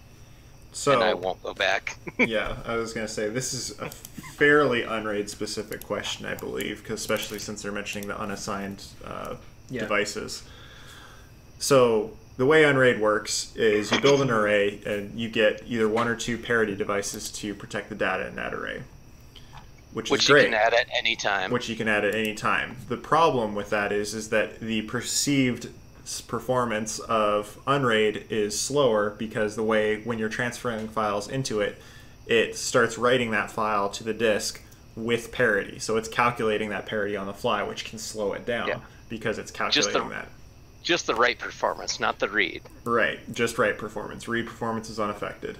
However, what a cache does is it lets you, that incoming file goes straight onto your cache device, again, usually an SSD of some kind, and it then moves that file from the cache device to your array, and so that parity and stuff gets calculated at that point. It follows a schedule. You can do it hourly, daily, weekly, whatever you want. That would be called invoking the mover. Invoking the mover.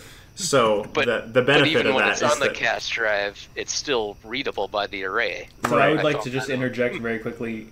Something that people don't realize about Unraid is that Unraid uses RAM first, and then uses the cache drive, and then it's not really first. It uses the RAM plus the cache drive as cache. Yeah, as cache. But with the difference is with RAM, it doesn't need to invoke the mover to move things out of RAM. It kind of writes to RAM, and then as it's writing to RAM and it fills up, it moves it over to the cache.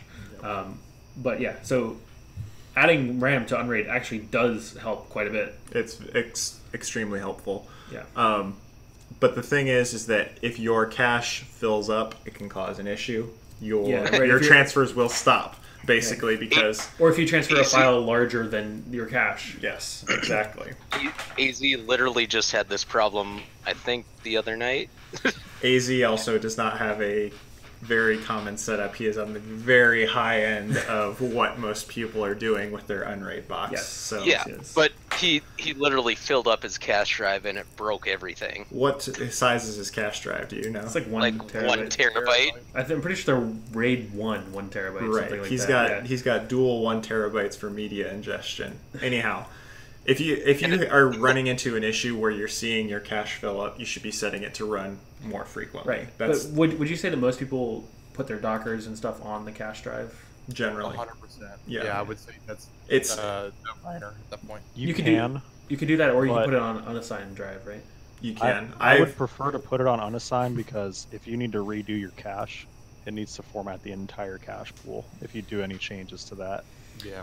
So yeah, Yeah, if you have the luxury of an unassigned device or SSD, then definitely use that for your Docker and your VMs and stuff, and try to keep There things comes off the of your cache. F40s. right. Yeah. So where I was going with this is that you've got to tune. Snag a 40. Yeah, you've got to tune your your use case and your configuration to what you have available. If you're going to buy a cache drive, buy the biggest cache drive you can afford. It's going to make your life easier in the long run. As far as the unassigned devices, it lets you access, it gives you mountable storage that is not protected in that data array. So that's another caveat to be aware of, is that while it's fast, because it doesn't have parity, then protecting it, it also can have issues. Yeah, and so if you move your stuff off of the cache drive and say you want to run a couple unassigned SSDs, get something like this for a cache drive. This is a PCI Express SSD, and it's the Sun Oracle F40. There's also an F80 and there's also an F160, but the 160s are really, really expensive. This is a 400 gig PCI Express SSD, and it just uses a, what is it, a 2.0 X8? Yep. 2.0 X8 bus. They're really fast, and it shows up as 4 drives, 4 100 gig drives, and then what you can do in Unraid, you can RAID 0 them, or you can put them in RAID 5 or RAID 6 or whatever you want. But you could use 2 of them and put all of them in RAID 0 if you want for super speedy moves. But these are really cheap, and that's the reason I was suggesting it, and Manbear suggested it as well. Yep. So you could use these or something like it where it's cheap, fast storage, doesn't really matter as much. And that goes right into that question. And then that's also a question S. Mason asked, can the F40 drives be rated or combined into one large drive in unassigned devices? Unassigned devices, no, it cannot. Yep. They would just show as separate drives. But honestly, I don't think it's that big of a deal, do you? I do not use those for that. I got an SSD so that I don't mess with But, it. And but I don't was just saying, in theory, like if you had 4 100 gig unassigned devices, can you store each individual Docker in a different location? Yeah. Okay, well then, yeah, it doesn't matter. Yeah, it would be mount user, Yeah. what drive number it's Okay, on. I mean, personally, for me, if I've got, I've got 4 drives, I'm going to use, one is, unpack, and one is VMs, and one is, and I'm going to find a purpose for each one of those 4 drives. Yeah, Right. I actually think that's a better solution than RAID zeroing them. I would much rather have more devices, I think. Yeah. For my Unraid box, which it's strictly just a NAS box and a couple VMs, but I have 2 of them RAID zeroed for cache, and then the other 2 are just unassigned devices that I can use for anything I want. Are you telling me you have 4 F40s? No, I meant the 4 drives on one. Oh, I see. Okay. Yeah. But yeah, I'm planning to use those on my VM box only. Mm-hmm. So Yeah. Matt Stoltz is saying here he got the NAS killer build to replace an Unraid server and probably add VMs. Should I look at the LGA 2011 build instead? It's going to come down to budget. Yeah, I got several VMs running on my machine. I've got 22 Dockers at last count all running on my system, and it's every single one of my systems is 1366. Yeah. And that's all on one machine. I haven't run into the limit yet. How much RAM are you running? Just curious. 64 gigs right now. Okay. I mean, it's not a ton, but Well- like I said, it's going to depend on your use case. If you're doing Exactly. crazy DevOps stuff with continuous integration and all kinds of SQL stuff, and this is all hosting your WordPress online, yeah, you might be feeling the pressure a little bit. If you're playing around with some stuff at home, Yeah. you're not going to be. And let's issue. think of what the upgrade path from the 145 NAS killer to the anniversary build, the 2011 build looks like. You've got the same RAM. Mm-hmm. Yep. Although it's a different config, it's triple channel, and then you'll be moving to quad channel. Ultimately, I don't think that matters because you can still run triple channel in 2011 if you want. And then it's the same size motherboard. It's That's in the same case. dual socket, so it's gonna you'll have two CPU coolers still, and then all the CPU coolers we recommend are both, if they're 1366 compatible, they're also 2011 compatible. Yep. So you can use the same coolers, and then really what you do is you unplug everything, you save your Unraid config or whatever FreeNAS config. Make sure you save that first before you switch over the board. Yeah. Swap the board out, install the new coolers, install the RAM, and obviously your processors and stuff, and then boot up the new config. Hopefully it works, and if it doesn't, then you can restore your config, and everything should be fine. Yeah. I mean, the upgrade process is super simple. Basically, the only two things you need to change is the motherboard and the CPUs. Yep. And everything else will pretty much transfer across, which is really nice about that. And the OS for Unraid is hashed to the USB device, so you can take that USB device just over to the new board, no problem. Yep. Yeah, and FreeNAS would be the same way, but definitely back up your configs and whatnot before you do that, because that's just good advice in general. That's just best practices sort of thing. Whether or not your Windows config will transfer between devices, always a good idea. The Windows activation is kind of it's nebulous as to whether that works or not. But I would back it up for sure. But Unraid just worked. I've moved from 13 DC6 to 2011 just fine. Yes, anecdotally, I've had no problems just saying screw it and transferring it and it works. But I would not give that advice to anyone else. Definitely do the best thing and back it up. Once upon a time, I did an AMD to an Intel switch on Windows 95, and that was sketchy. Oh God! It was exciting seeing all of the devices saying "found new device, found new device, found new device," and wait for like 4 hours as it was installing all of the stuff for the new machine. Yeah. But it did work. It just took its time. But that is not the case anymore. They don't. I think Unraid and FreeNAS are definitely more forgiving when you swap hardware. Yeah, because they're Linux based. Yeah. So they have that core that and it has support for almost everything. Right. Which is really helpful in that case. More of the story, we do some sketchy shit sometimes, but we don't recommend it. Yeah. And you'll find your own way into doing sketchy stuff.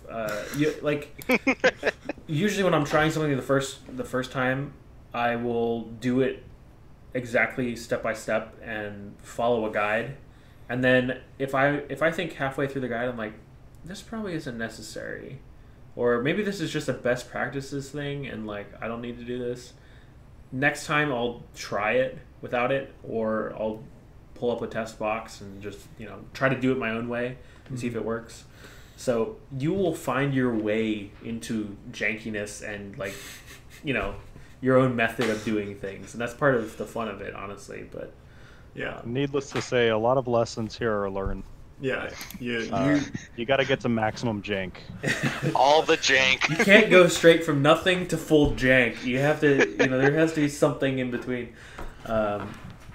Someone says, why no love for dual E5 2670s for virtualization? They're fine. They're good. We like those. Yeah. If you can find them for the right price, sure. They're the most common chip that everyone knows about. A lot of people don't know about the other ones like 2660 V2. So I think sometimes there's better values to be had than 2670s. There was this huge 2670 craze about 3 years ago when Facebook dumped all their servers, and I was just gonna say that. Wasn't that when Facebook dumped them all? Yeah, they're clearing out a couple of data centers. That's the one that everyone knows, and usually for some reason they carry a premium even over like 2680 sometimes. It's just a name, like a brand. Yeah, it's just. Oh, Facebook used them, so they're good. As a matter of fact, my hosted box is running dual 2670 V2s, and that's honestly, V2. they're great. Yeah, V2s they're fine. We were talking V1, Oh, okay. The original craze of 2011? Mm-hmm. Yeah. Let's see, we got somebody saying here, I want to use the F40s and RAID 0 as a game drive. Recommendations for using RAID 0 in both Windows and Linux. I'm sorry, I totally missed that. What did you say? This one, I want to use the F40 and RAID 0 as a game drive. Recommendations for using RAID 0 in both Windows and Linux. Linux, I have no idea. Windows, super easy. Just use the built-in disk manager and storage spaces, I think. No, I would actually just use the regular disk manager. The regular disk manager. Yeah, because storage spaces put some weird overhead on it. Storage spaces comes with its own overhead, and it writes its own parity. It's more of like a software. As far as the Linux goes for it, you should be able to, on your install, set up RAID 0. It'll let you, almost every modern installer now lets you set up software RAID from the install. You just got to make sure to set that up correctly and not wipe the wrong drives when you set that up. Yeah, So- make sure that's the only drive plugged in when you're installing. That's good. Best practices again. Yeah. When you're wiping drives, if you're not used to doing it, probably unplug everything that you don't need wiped. Yep. Okay, let's see what else we got. Will the NAS killer handle 2 F40s? Yeah. Yes. Yeah. It's handling It'll handle a GPU plus 2 F40s. 3. What? In my case, it's handling 3. Oh, okay. Because yeah. I'm not using a GPU, so I just plugged it straight in. No muss, no fuss. Yep. Everything came. Oh, and with the F40, you do need the full-size LSI bracket, and these take standard LSI. Shoot, I don't have a full-size bracket. Well, that's You can that's get them an from extra. China shipped for $2. I actually received mine already. Yeah. Yeah, they usually ship pretty fast from China, but it's just 2 screws and then Yeah. 2 screws on one it. screw here, one screw there. They come Bracket off comes off. and full-size bracket. So these things are awesome. They're so heavy. They will do some damage. Like I could throw this at you and it would not be fun. It would, I would it's dodge, like not catch. Yeah, it's sharp. And in our and next video series, Trebuchet or catapult? or F40. Or F40. F40s as medieval projectiles. Yes. Also about those, if anybody, because a lot of people have asked, they do tend to run a little hot sometimes. Mm-hmm. Yeah, throwing hardware, literally. Do we want to knock out these next couple in the... sure. IPMI setup, you got to be more specific than that. I'm assuming they're talking about the NAS killer? NAS killer. Yeah, so for IPMI stuff, I don't have a lot of experience with the IPMI on that. Go to the 145, or if you're not in the 145 channel, what you need to do is you need to go to the roles channel, which is here. Let me see if I can pull this on the screen so you can see it. Go to the roles channel, and then find the fruit emoji that corresponds to the 145 role, which is the grapes. And then just click the grape reaction down here, and that will give you, see it says added me to the, you can't see it underneath the thing, but it said it added me to the role, and then you can actually remove yourself the same way. That'll give you access to the 145 NAS killer chat, and yeah, a lot of people in there use the IPMI, and Those guys have worked through a lot of those issues on how to get the IPMI working too, so that's a really great resource to have if you're looking to build a system. Let's mark that for a video at some point, even if it's just going to be a short 5 or 10 minute one. Yeah. Because I'm going to be finishing that build here shortly. I physically have it done, but I just haven't powered it on and messed with the rest of it. I've done just power test to make sure it runs. So if you want to mark that. yeah. Gaming on a VM in Unraid. Do you do it? And if so, how good is it? I've done it and it works great. There's In obviously there's obviously some performance loss compared to running on bare metal, but it really kind of goes. It comes down to how many cores and how much RAM you assign to the VM, and obviously you're gonna have to pass through a GPU. There's some guides out there on how to do that. Space Invader 1 has the best guide. I'll probably do a bridge guide on how to do that. It's not that hard. I did it on the box that's down there, and that's the dual X5687 NAS Killer V2 with a 980 Ti. Okay. And it works fine.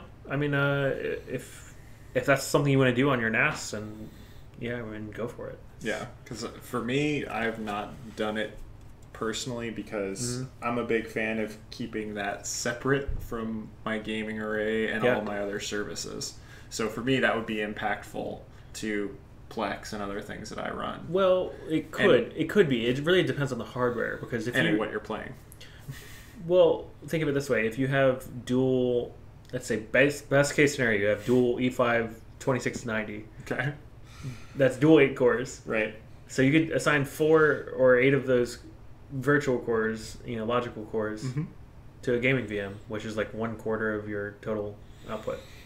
Is it really going to make that much of a difference on your Plex setup? No. Hopefully not. No. And you know, a lot of times, like if you have an all-in-one box and you want to throw it up on an HTPC or something like that and play some couch games, it's See, I would agree for you there. I think it would be fine for casual gaming. Oh yeah, if you're gonna do competitive games, like no way. Right. And that's the thing is most of what we're playing is PUBG or these other types of shooters and things. Now PUBG would be okay, but I'm talking like if you're playing competitive like Counter-Strike, like right. Yeah. I would say it would personally. Again, you've done more testing on this. Sure. Personally, if I'm doing anything competitive, I want it separate. If I'm doing first-person shooters, I want it separate. I want a dedicated box for that.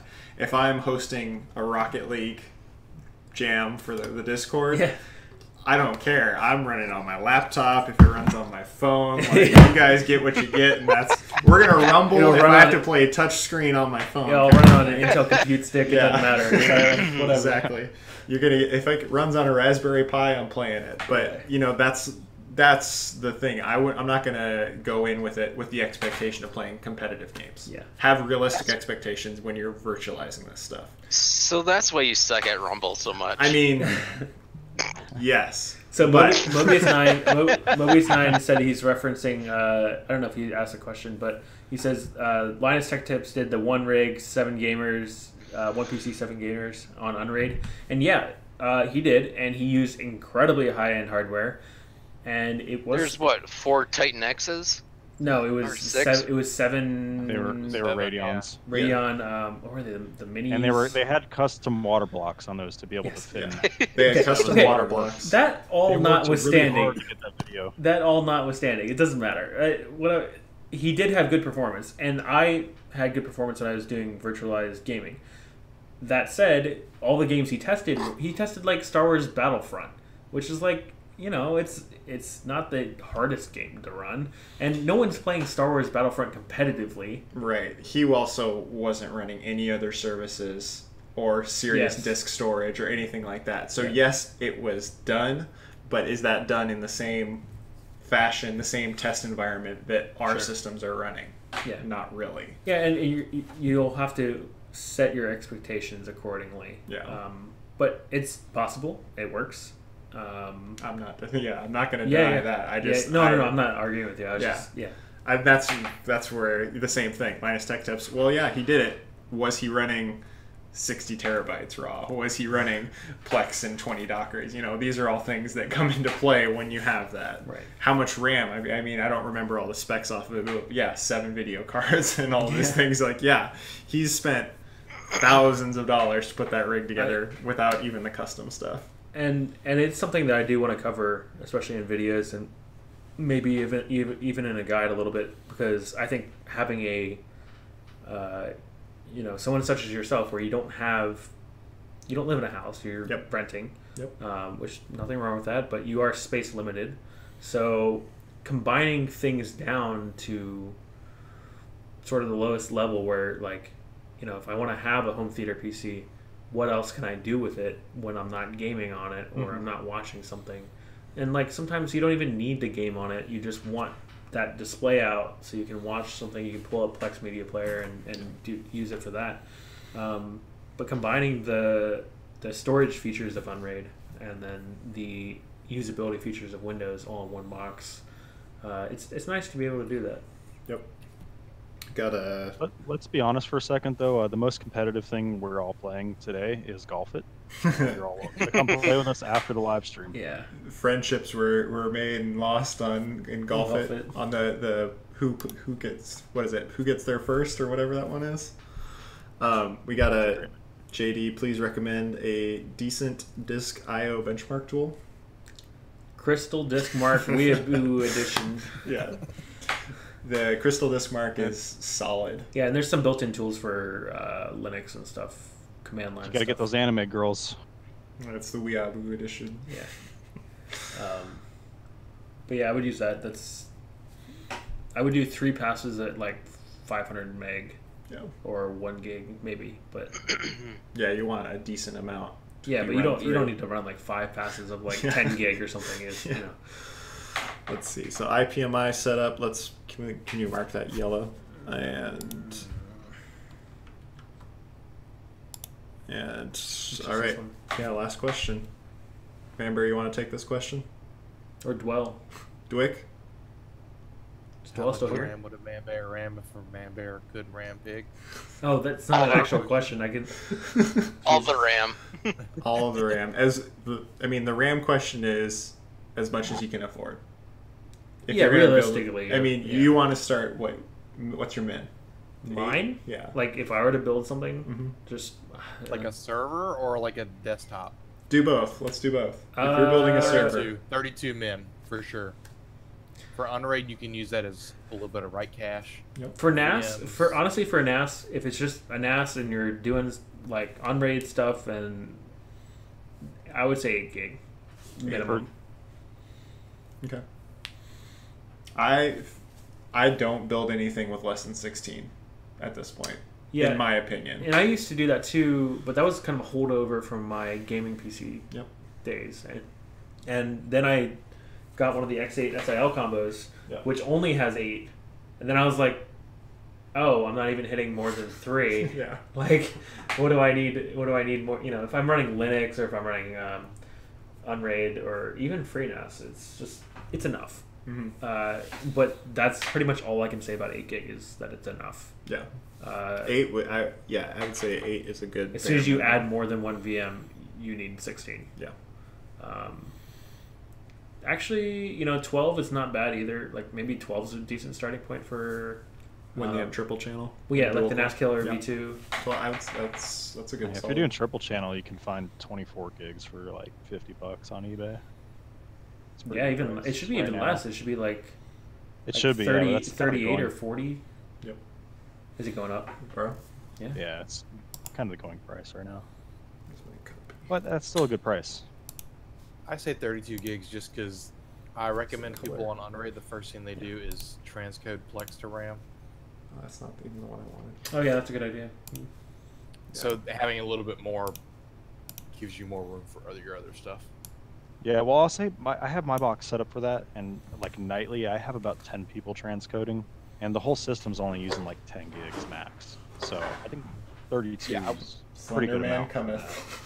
What? One, I would much rather them transcode to RAM. Hear it back. Yep. Something like that. Yeah.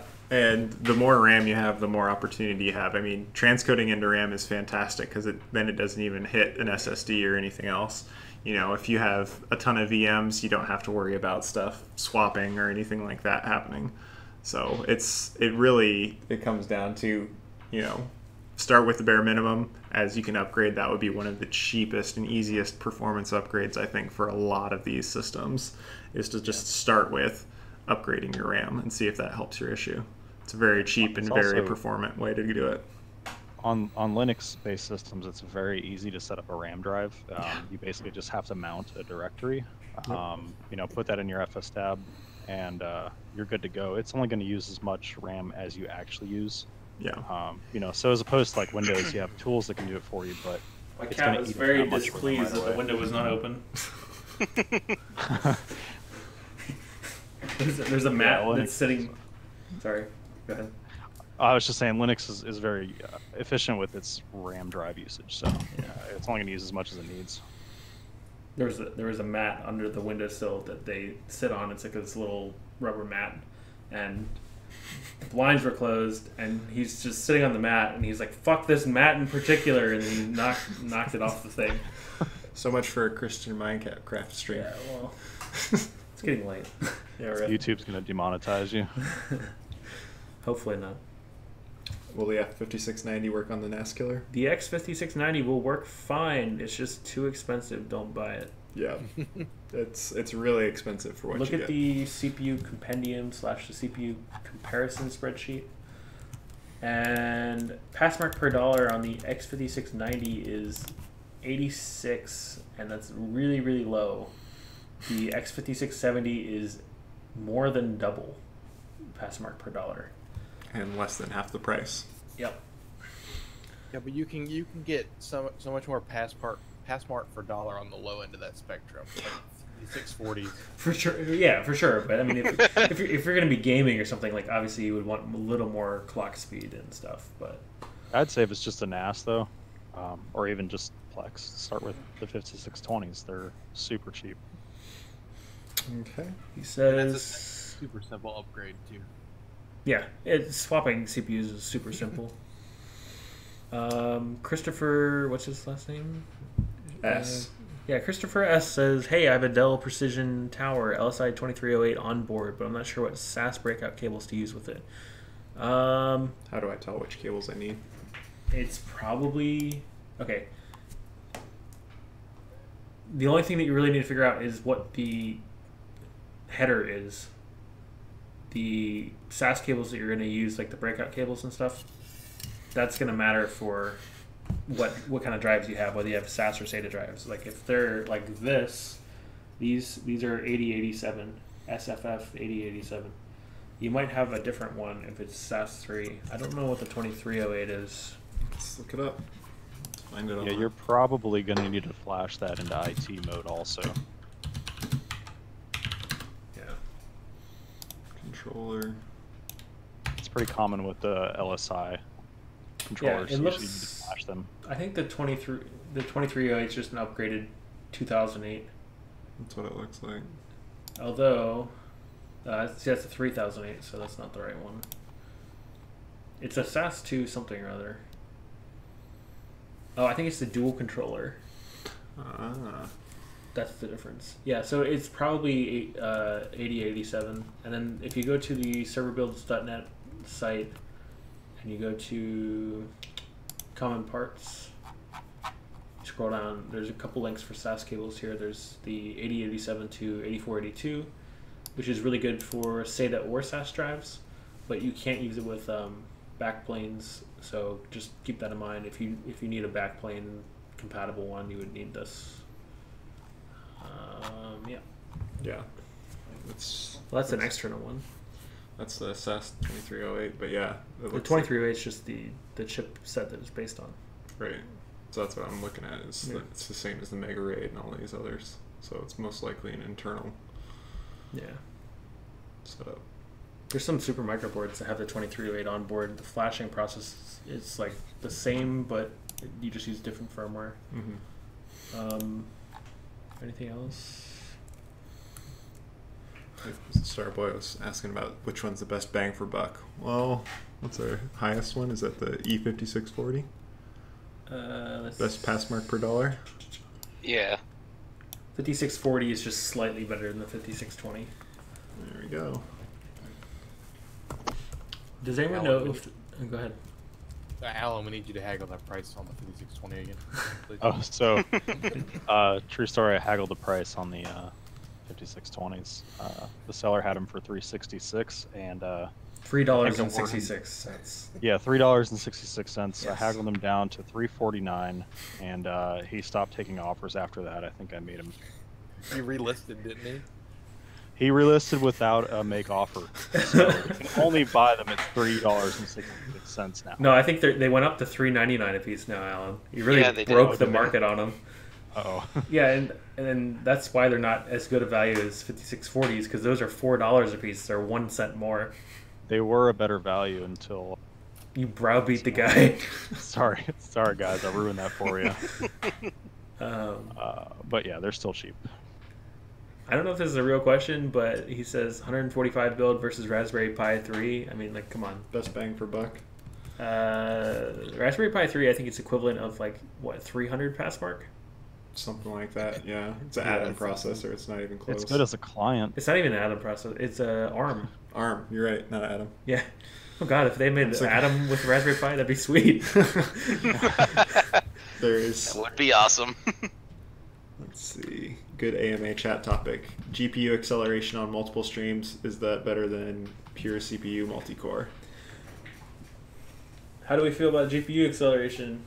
Boo. Hardware acceleration is... I think it's a good waste of a. I think it's a waste of a good video card Yeah. because you're limited to 2 anyway, right? It works, I was just gonna But ask. it It's does limited not. to either 1 or 2 transcodes. but And it it's looks not worse. good. It's really bad. It looks really awful. It uses the lowest... Well, the one of the encoding lowest settings. qualities for encoding. Yeah, it's baked into the hardware. Right. So You can't change it. You can't change FFmpeg. Like, you can't pass any arguments to it. Depending on how old you are, you may remember software rendering in games versus hardware rendering in games. It's similar to that, just flip it the other way around. Yeah. Software H.264 looks really, really good. Yeah, looks great. So, we have the hardware for it. Like, you have the tools. There's all of this stuff. And I'm pointing at the sheet that's on the screen right now. Like, use the tools that we have. Don't get me compiled wrong. for you. GPU hardware transcoding works. That's not the issue. The issue is it looks terrible. Yep. Is there a compute stick around here somewhere? This one? Okay. Well, there's no compute stick in here, but this is what an Intel compute stick looks like. This has Intel QuickSync, which is, you can use it for hardware transcoding. This is like just about the only situation where you would use hardware transcoding, because the CPU in this has like, I think, 900 to 1100 pass mark. It's a Z. It's an Atom. God, what is it? You're gonna have to look up that number. Sure. Yeah, it's like less than 1500 pass mark, even though it's a quad core. But it can handle, I think, 1 or 2 hardware transcodes just fine. Oh gosh, I got the Spanish version, so that's not gonna help me. It's such an obscure model. It's only coming through in languages. Intel Compute Stick. It's not the Gen 1, it's the There Gen it 2. is. Z8300. I think it's Z8350 actually. So Z350 pass mark. Yep. There you go. 1272 pass mark. Whopping 1272. That's better than my old AMD box. My old home theater PC had like 769. Does anyone want to take a shot at what the TDP is on that? On this one? Anyone? Mods? Hello? Hello? 7. I don't even know. I've never used one. You overshot. It's 4. Yeah. The TDP is 4 watts. It's about as much as a hard day on your TI-83. Yeah. But yeah, anyway, so it's super great. Like, hardware transcoding, if you don't have, like if you have a Synology NAS or something, Yeah. use hardware transcoding because you don't have a CPU. So you have a CPU, but you essentially don't have a CPU. So use hardware transcoding for that. If you have a GPU, don't waste your GPU on it. Sell your GPU. Upgrade your processor. Yeah. If you have a spare GPU, don't throw it in your box. Just sell it. Some guy in Sandy says, "I'm loving the spreadsheet." Well, thanks. It was hard work. Yeah. And everyone worked on it. Is there anything else we missed in the chat? Anyone have any last questions? We've been going for a while here. 2 hours. It's a long one. Was the last one 3? I don't 2 know. and a I half? had to thought it was duck out 2.5. early on the last one. Let's check the copyright. No, it looks good I though. currently have 2 WD Velociraptors in RAID 0 on my main gaming rig, but it's not enough storage and considered slow now. Bought 2 F40s for 800 gig total for game storage. I can play from any PC.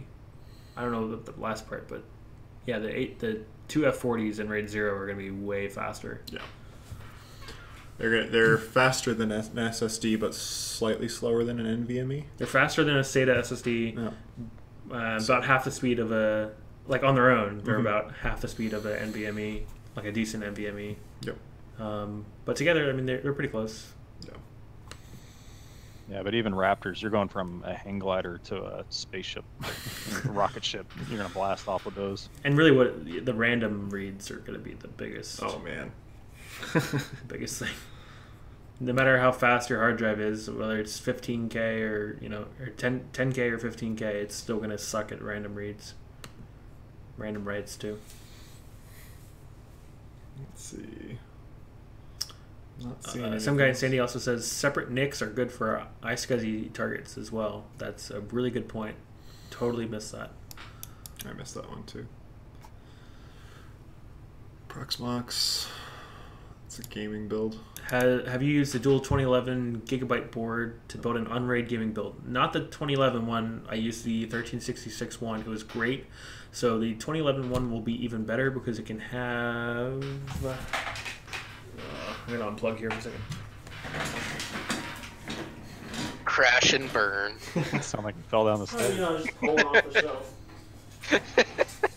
We'll just see it 30 seconds from now. Here. I got it. Thanks. Right. So, here's the... What did you say, Alan? It's like I'm time traveling here. I'm just watching everything happen in the past. So here's the 2011 board. I haven't mounted the other one yet. And I haven't mounted it since my last video, but I have it sitting over there. But you have two... On this side. I'm looking backwards. So you have two full-size PCI Express X16 slots, even though I think one's X8. 3 is 3.0 X8, but it doesn't matter. So you can fit 2 video cards in here if you wanted to, and it also has SATA 3, SATA 3, these red ports. So you can use those for high-speed SSDs. I mean, this would be an awesome build for that. Let's try it out. Get some benches. Yeah, that's an awesome board. Now it's going on my floor. Floor builds are the best builds. All right, let's see. I think I'm gonna scroll up and chat. You scroll down. all right. Possible apartment. New to server hardware. Want to upgrade by 8 gig sticks. How many sticks should I upgrade at a time on the 145 V2? How much can you afford? Yeah, the best thing is don't break your triple channel, right? Yeah, if you can avoid it. Yeah, try not if to. you want to keep that triple channel advantage of, if you have, just match up the same sizes should be in the same slots on both CPUs, and that's pretty much it. Yeah, just mirror your RAM setup between the two. Yeah. I like how you got. Let's see. Starboy HD says, I like how you got the eBay seller to give us some good deals on his SSD the other day. That was pretty cool. Yeah, I think that was a kind of an anomaly. He didn't really know that we were interested in that, and he's like, yeah, I'll just blow them out at whatever, $25 a piece, and then he didn't realize that he would sell all of them. Surprise! So Yeah. Yeah. Here we are. Yeah, we really kept him busy, by the way. Yeah. I think he sold over, what was it, over 100? I think it was more than that. Wasn't it in the... It was well over 100. Yeah. Yeah. So, that was awesome. But yeah, as we continue to grow, we're going to try to keep doing things like that and try to make you guys buy stuff you don't need. Yeah, we're working on more and more stuff with directly from sellers versus just eBay links. Okay. Did you turn on the lights? I don't know. Oh, Slenderman back? Yes. Pretty much. It's like, what? Oh, goodness. We're starting to lose some folks. That's alright. I mean, yeah, let's get a little later. Last call for anyone if you guys want to hop in voice and ask us anything. I'm going to probably add everyone just because. Oh, Nash the Mass says, what beer is on the table? I had a Hogarden. I had a Sour Monkey. Victory Sour Monkey. Victory Sour That's Monkey. local PA here. That's awesome. And then Are those keto? It's keto beers? Yes, I also had some keto pizza earlier today, and by keto pizza I mean totally not keto. But yeah. Let's see if I missed anything in the live stream chat on Discord. How many Minecraft servers can 1366 run? I'm trying to assemble the troops. 300 seems high. 300? Like 300 Minecraft servers? Or 300 people?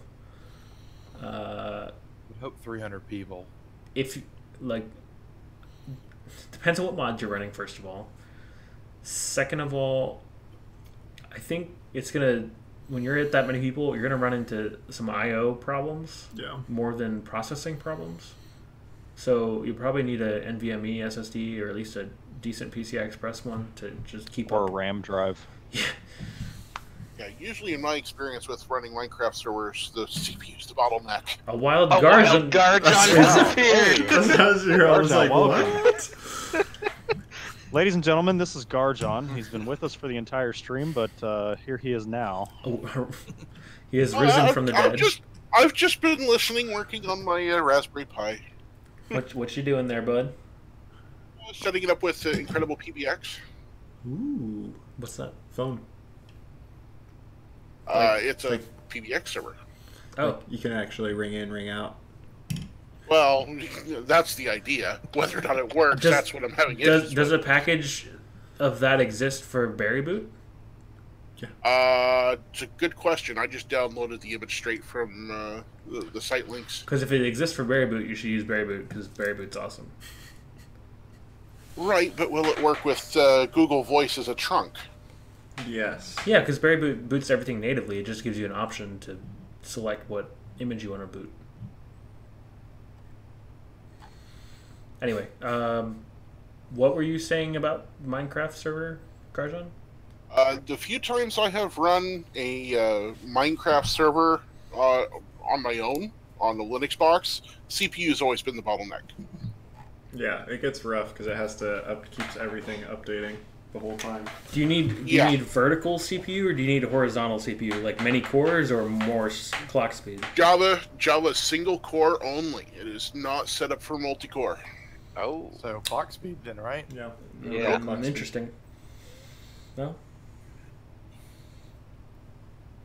And Yeah, I'm looking dead silent until you said the right keyword. I needed to.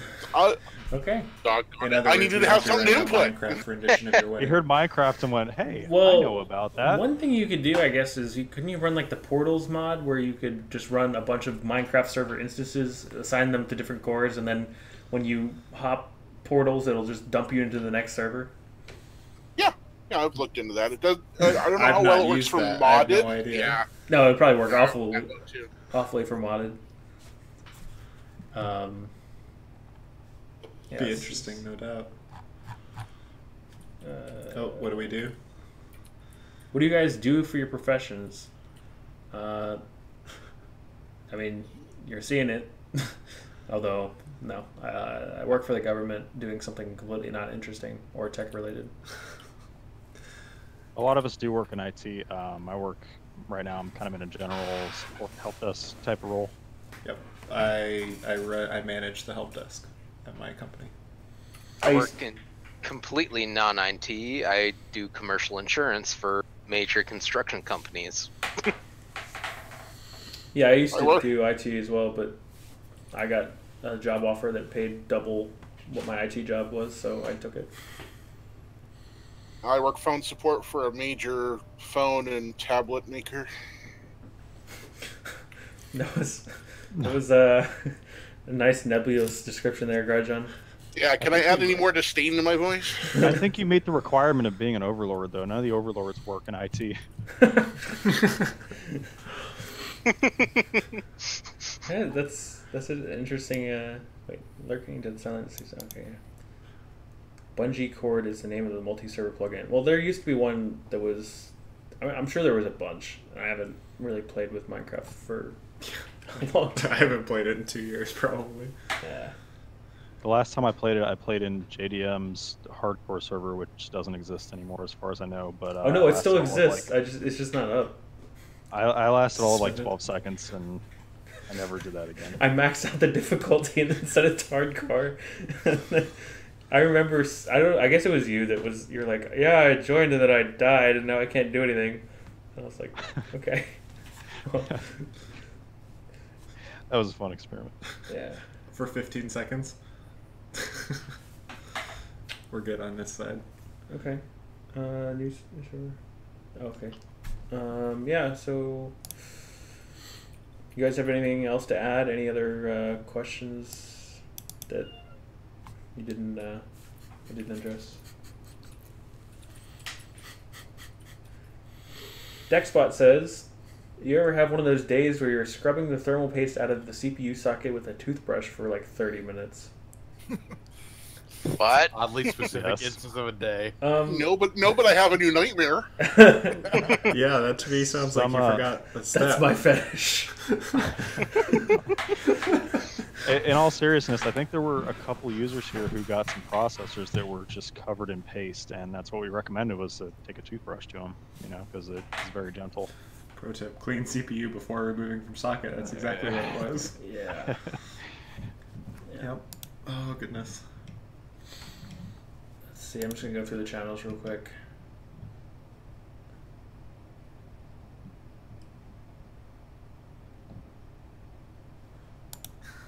I can follow up with Springer. What one was that? Tech. Okay, here's something that I keep getting questions for, and I'm not fully understanding why. Someone in chat says, okay, so I'm doing the NSFW 2011 build. Where can I find an I/O shield for the board? Oh. You don't need one. They are 98% pointless. The 2% is... What's the 2%? Maybe I you got a actually- lot of mice. You want to keep the mice out. It's the only Can thing I mice think even of. fit past a USB Oh port? yes, mice can get into the PCI ports. I've had that happen, but that's not the typical.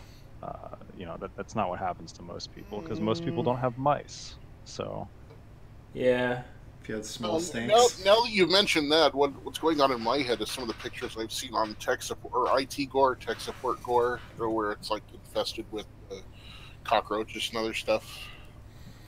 Yeah, I mean, you can always make like a foam cutout or something, and cardboard, cardboard anything. would work. Yeah, but honestly, there's a ton of holes in whatever case you're using besides the I/O shield, so I wouldn't worry about that too much. I think people hear the word shield and think that it actually does shield you from something. It doesn't. No, there's no It's completely unnecessary. right. It's more for pretty looks. And good luck finding one for remotely cheap. Good luck I mean, finding it'll one for prevent a you from- board that was a custom motherboard, essentially.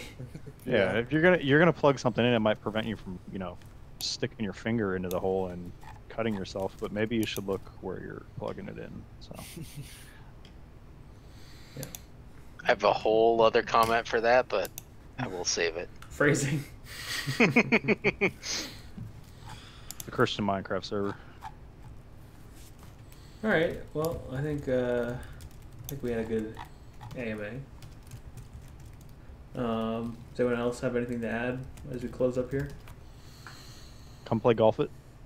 Yeah, golf it is a blast. The more people you get, the better. Oh, I didn't at everyone. Let me do that real quick, just to first and foremost be annoying. Second, I'll see if anyone else has any questions. Mod pinging. abuse. You're pinging lots of people. Why is he pinging us again? What was? Oh, you're about Was to it you? ping What, 2,000 you plus feel something? people. No, Okay. Slender Man. I'm wigging out, man. Like, Lights are turning on. Stuff's falling off the shelves. That's just Pennsylvania. Power grid. this is why I need a UPS. Damn power grid.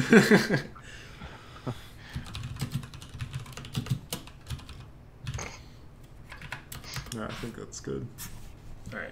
Let me just. So that changed. What? It said 2,300 plus earlier. Now it says I 2,100 think some people plus. don't have access to this for some reason. Oh, people who aren't lurkers. Yeah. That's probably what it is. Yeah. If you don't accept the terms, you don't deserve to be here. Yeah. I changed it now, so everyone, when they join, they get a newbie role, and then the bot just should incessantly ping them to fix their. Perfect.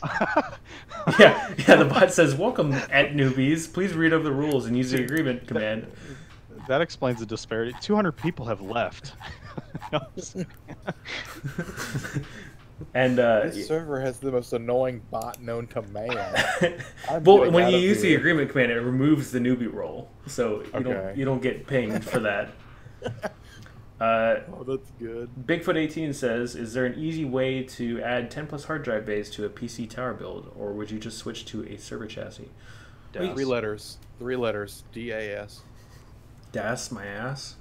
NAS. NAS. Yeah, you can make a DAS out of anything. Like the Cooler Master N400 is a great little DAS case. Pull it up real quick.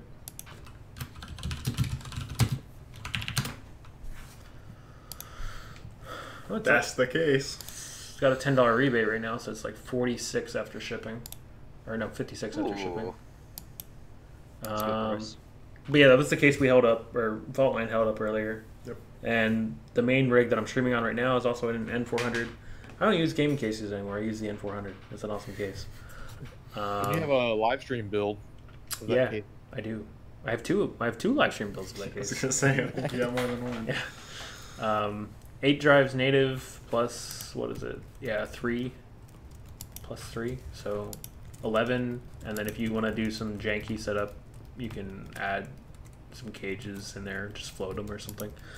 And then, or ask Manbear what his setup looks like. well, Manbear's setup is not valid anymore because Case Labs is not in business. Manbear now owns some bent pieces of metal that are worth more than the entire DAS. But it works. Sell to build a new server, Manbear. It's an investment. You could actually cash in on that. If you Cash in on the pieces of bent metal.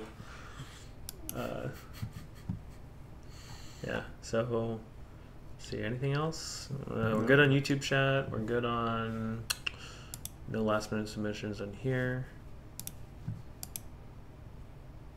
Garjon's linking Golf It. Wait, specs for Golf. Okay. Somebody asked about the specs for Golf It. You can run Golf It on anything. There might even be a mobile Golf It. I don't know. Probably not a That- Raspberry Pi. That might actually improve my golf score if I played it on my phone. I mean, You gotta get rid of that trackball, man. what you got to do Yeah. is you swing the thing over your shoulder and then swing. Or what you should do is just set it sideways like Golden Tee, where you just ram your palm against it. Wing! Yeah, I've tried that. It doesn't work so well. Or you just need to get a golden T-ball and just finagle it to your PC, so you can just use that instead. Get a Golden Tee cabinet and just take the controls off of it. Got one last one. Do you encrypt? Yeah, we'll end on this one. Do you encrypt? Are we talking SSL or are we talking? Yeah, send him a response real quick. I definitely need some context for that. E-plane. E-plane. Oof. Explain. Thank you. Thank you for clarifying. Explain. E-plane. I don't encrypt my Drives or anything. Yeah, that adds a lot of overhead. Like even more overhead than just parity. File system, FS, at rest. Yeah, no. If you're just storing media, why do you need to encrypt it? I mean, Yeah, it's not really sensitive info. I mean, if you were to use a G drive or something, maybe then I would encrypt it. nah, don't do that. You don't need to do that. Don't share. Don't link share from Google Drive, and you'll be fine. Yeah. I wouldn't know anything about that, so we'll defer to your advice. I do, but I'm not going to detail it here. Yeah. I think that answers that. All right. Thanks. Well- Thanks for sharing, everybody. Appreciate the input and the output. Yeah. Thanks for coming and hanging out. This has been the biggest live stream we've had so far, and we'll try to do one every 2 weeks at least, maybe a little bit less often, because if we're covering all this stuff, it seems like we're going to run out of things to cover, but maybe we'll do some more fun things, especially if I have a camera set up. I can do some stuff here if I manage to live stream from home instead of at work. More guest hosts. Yeah, that'd be Yeah, who's the next one going to be? I don't know. Whoever wants to come up and visit. But Exactly. Bring a rack. He's saying his doors are always open. Might be because of Slender Man, but you know. phrasing. All right. Well, see everybody later. We're gonna go play golf it or do something. So, see you guys next time. Golf it.